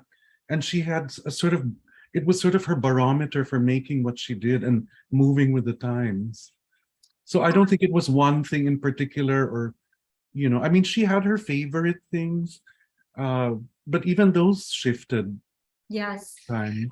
I feel that your mother was the sort of person who, I don't know how to describe it, but it's like an inborn kind of creative imagination. So it was always being sustained by whatever she interacted with. This is a fascinating question from an anonymous attendee. And this person asks, do you think Slim influenced the Philippine textile industry? And if so, how? Because she did make very use of unique textiles. I mean, I don't think she influenced the textile industry in any way that I'm aware of.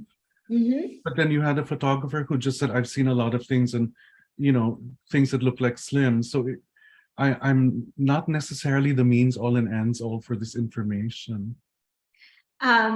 This is a slightly amusing question. I encounter this a lot with students, but I've never really thought about it in fashion, although the question is, from Ryan, is it illegal to copy or make a gown that is inspired by Slim's works? So No. well, I guess there's a fine line between homage and just plagiarism. That question has two answers. One is no, it's not, by the way. A lot of designers copied my mother's work in her time. I'm not naming names. Okay. And the second part of the answer is, if you're using the word legal, in a court of law, it's pretty impossible to sue somebody over copying a dress. And in the time of the couture shows of Dior in the golden age, there was a lot of fashion espionage. My mother said women with little cameras on their rings would come to the couture shows so they could copy the dresses. But legally, it's pretty hard. I know a designer in Paris who managed to sue an Italian design house, but it's rare. It is. Yeah. I'm a little surprised to hear that, but that's very interesting to know. This question might be not necessarily controversial, but sensitive. That's the word. I'll just read the question. It says, from an anonymous attendee, how could you make your mother's fashion more accessible to a younger generation? So there are quite a few layers there, implications. The first thing we did was the book, because also to my thinking when we made the book, my sister and I, that at least the book will last forever, because I thought these dresses at some point are not going to survive. That's also the reason for putting them in museums like the Victoria and Albert, because they have the means to sustain clothing and textile more than we do here in the Philippines. And the other answer was in the book, because a book survives. And other than that, while I'm still around, Slim's exhibits as much as I can manage. It is. This is a bit of an unusual question. Mr. Higgins, what are your thoughts on sustainable fashion? Or can sustainable fashion be part of something like haute couture? It's the same answer I would give to the gender fluid question. These are the times we're living in now. If you create fashion that's not useful or relevant to the times, then it is existing in a bubble. It's not relevant. So if sustainable fashion is here to stay and it is relevant to the times we're living in, which it is, then yes, the answer is, I don't know the magic formula, but yes, any of these subjects, whether it's sustainability, saving the planet, gender fluidity, these are all on the forefront of our culture today or society. So fashion has to be able to provide for that. Yes. Yes, if you don't move with the times, you literally get left behind. So yes, and then you become forgotten or useless. Yes. So two people have asked, this is actually the same question, but aside from Pinya and Husi, sorry, the screen moved. Aside from Pinya and Husi, what other native or tribal fabrics did your mother use? So I think people want more specific examples of local products. My mother, as far as I know, didn't use a lot of tribal fabrics, but what she did, which is something people aren't doing now, she created her own sort of indigenous inspired collections. She didn't only do ternos or Maria Claras, or she did Muslim inspired things with the Malong. She did tribal inspired, she did Igorot inspired stuff, but she used contemporary fabric with prints and motifs that looked like the indigenous fabrics. And before you judge the fact that it's politically incorrect, you have to realize from a designer's point of view, you cannot let the fabric always dictate to you what you're making, especially if the fabric is not good for making that particular thing. So she was succumbing to the fabrics more than the origins of the fabric. I think, okay, I have actually two responses to that.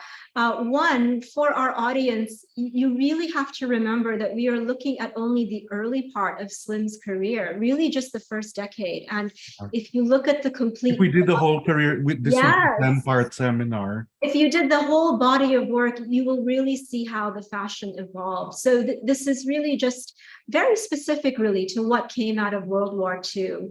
And the second response to that is there's a very big difference between a designer, I will just say the name, between a designer like Ralph Lauren, who appropriates, African-inspired fashion in his works, and one of our own designers using our own influences. I don't think using the word tribal, for example, I don't think that's sensitive or offensive in any way, because this really is our culture.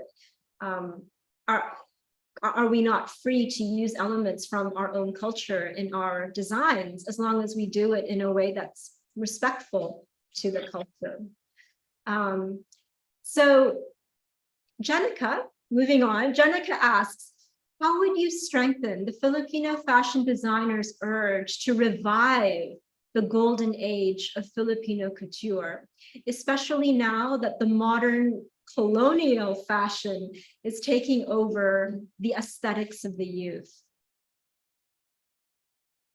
I think, first of all, if you look at the dresses from this period, there was really something very artful and masterful about the way they were conceived and executed. So the first advice I would give is to really understand and learn your craft, aside from honing your vision of what a new golden age would be like, is being able to execute the garments on the level that could support this vision.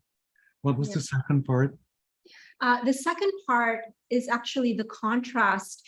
I think we would have to define this, because Jenica refers to it as modern colonial fashion taking over the aesthetics of the youth. So that possibly could be defined as streetwear. It could be defined as more Western inspired fashion, which is, again, more mainstream fashion. I think in relation to your answer, there seems to be less structure or craftsmanship in that type of clothing as opposed to couture, which is really, well, you can see the art in couture. You can see the art.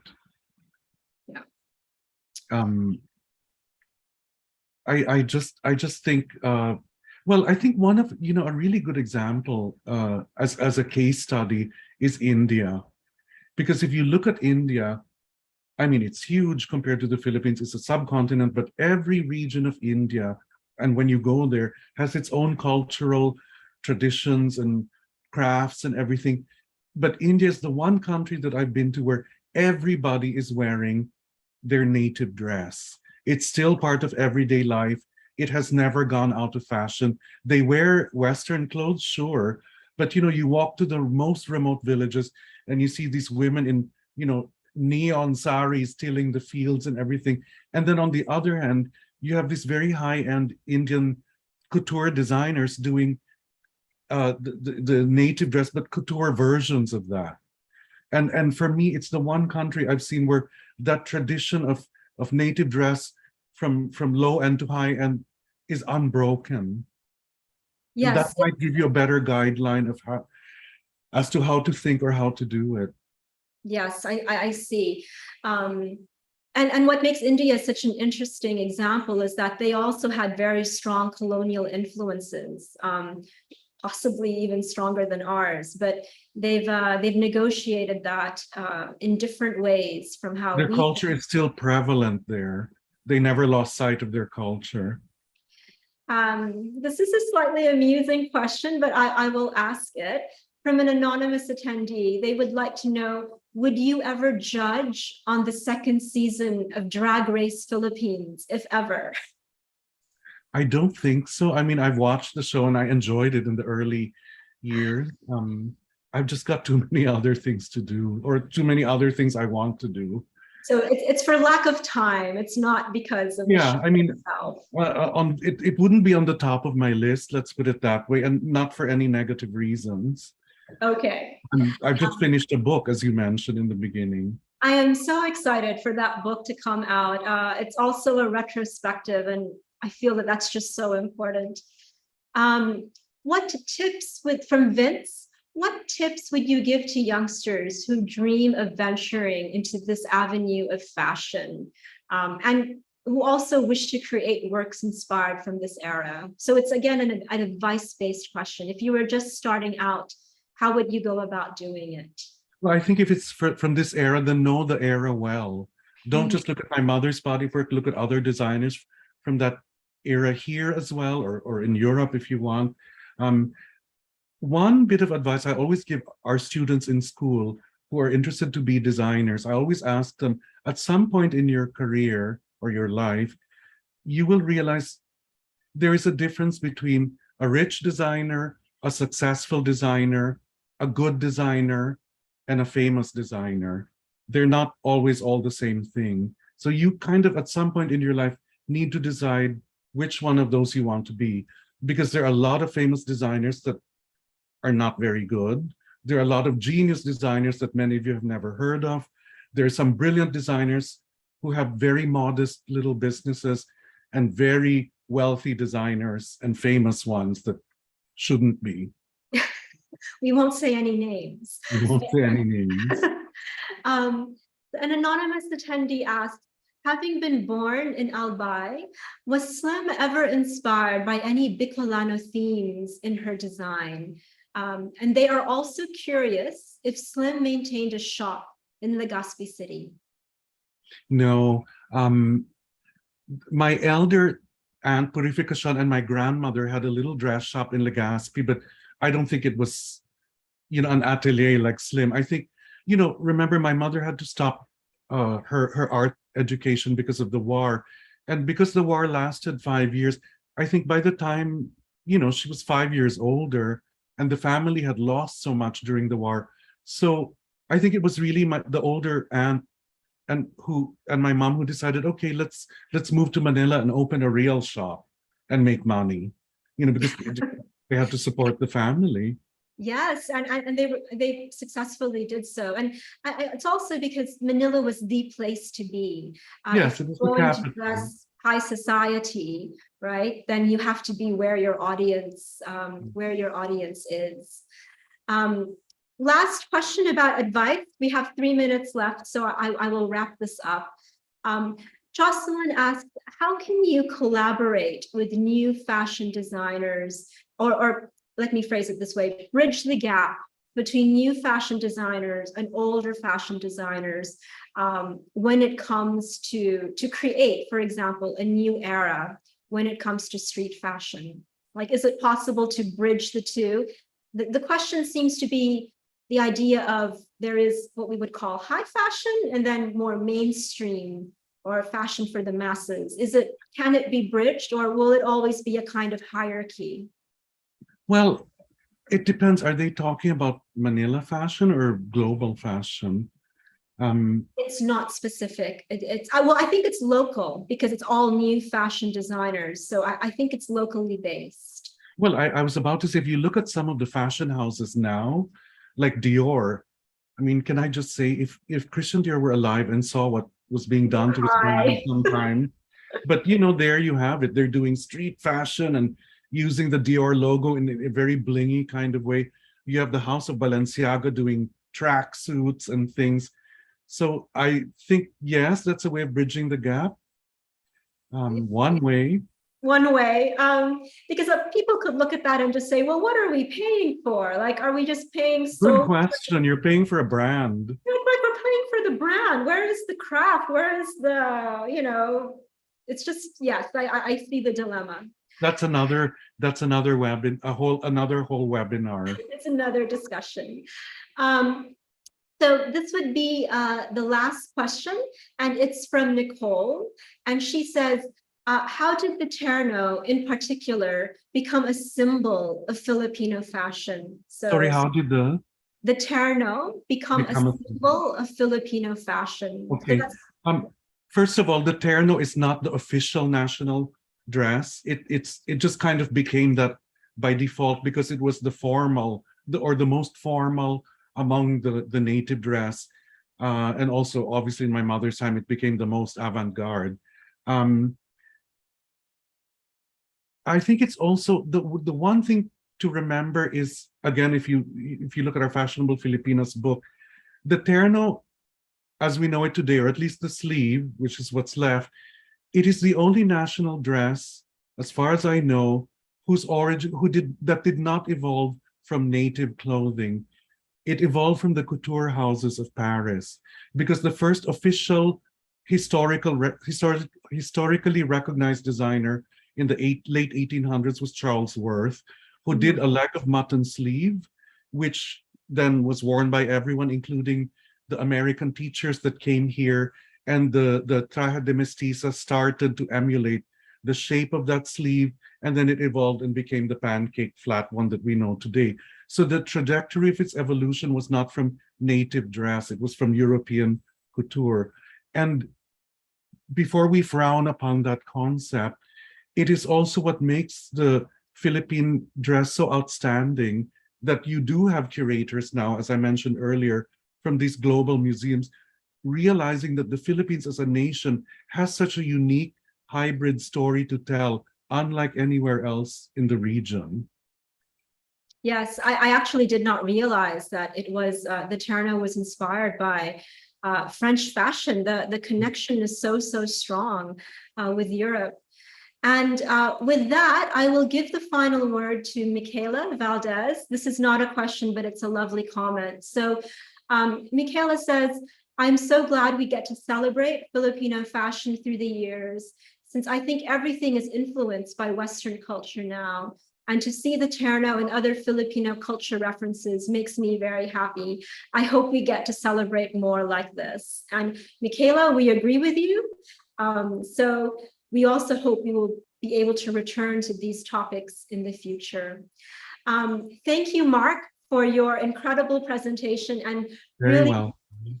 Being so generous to extend the Q&A. There are still a lot of questions I was not able to get to.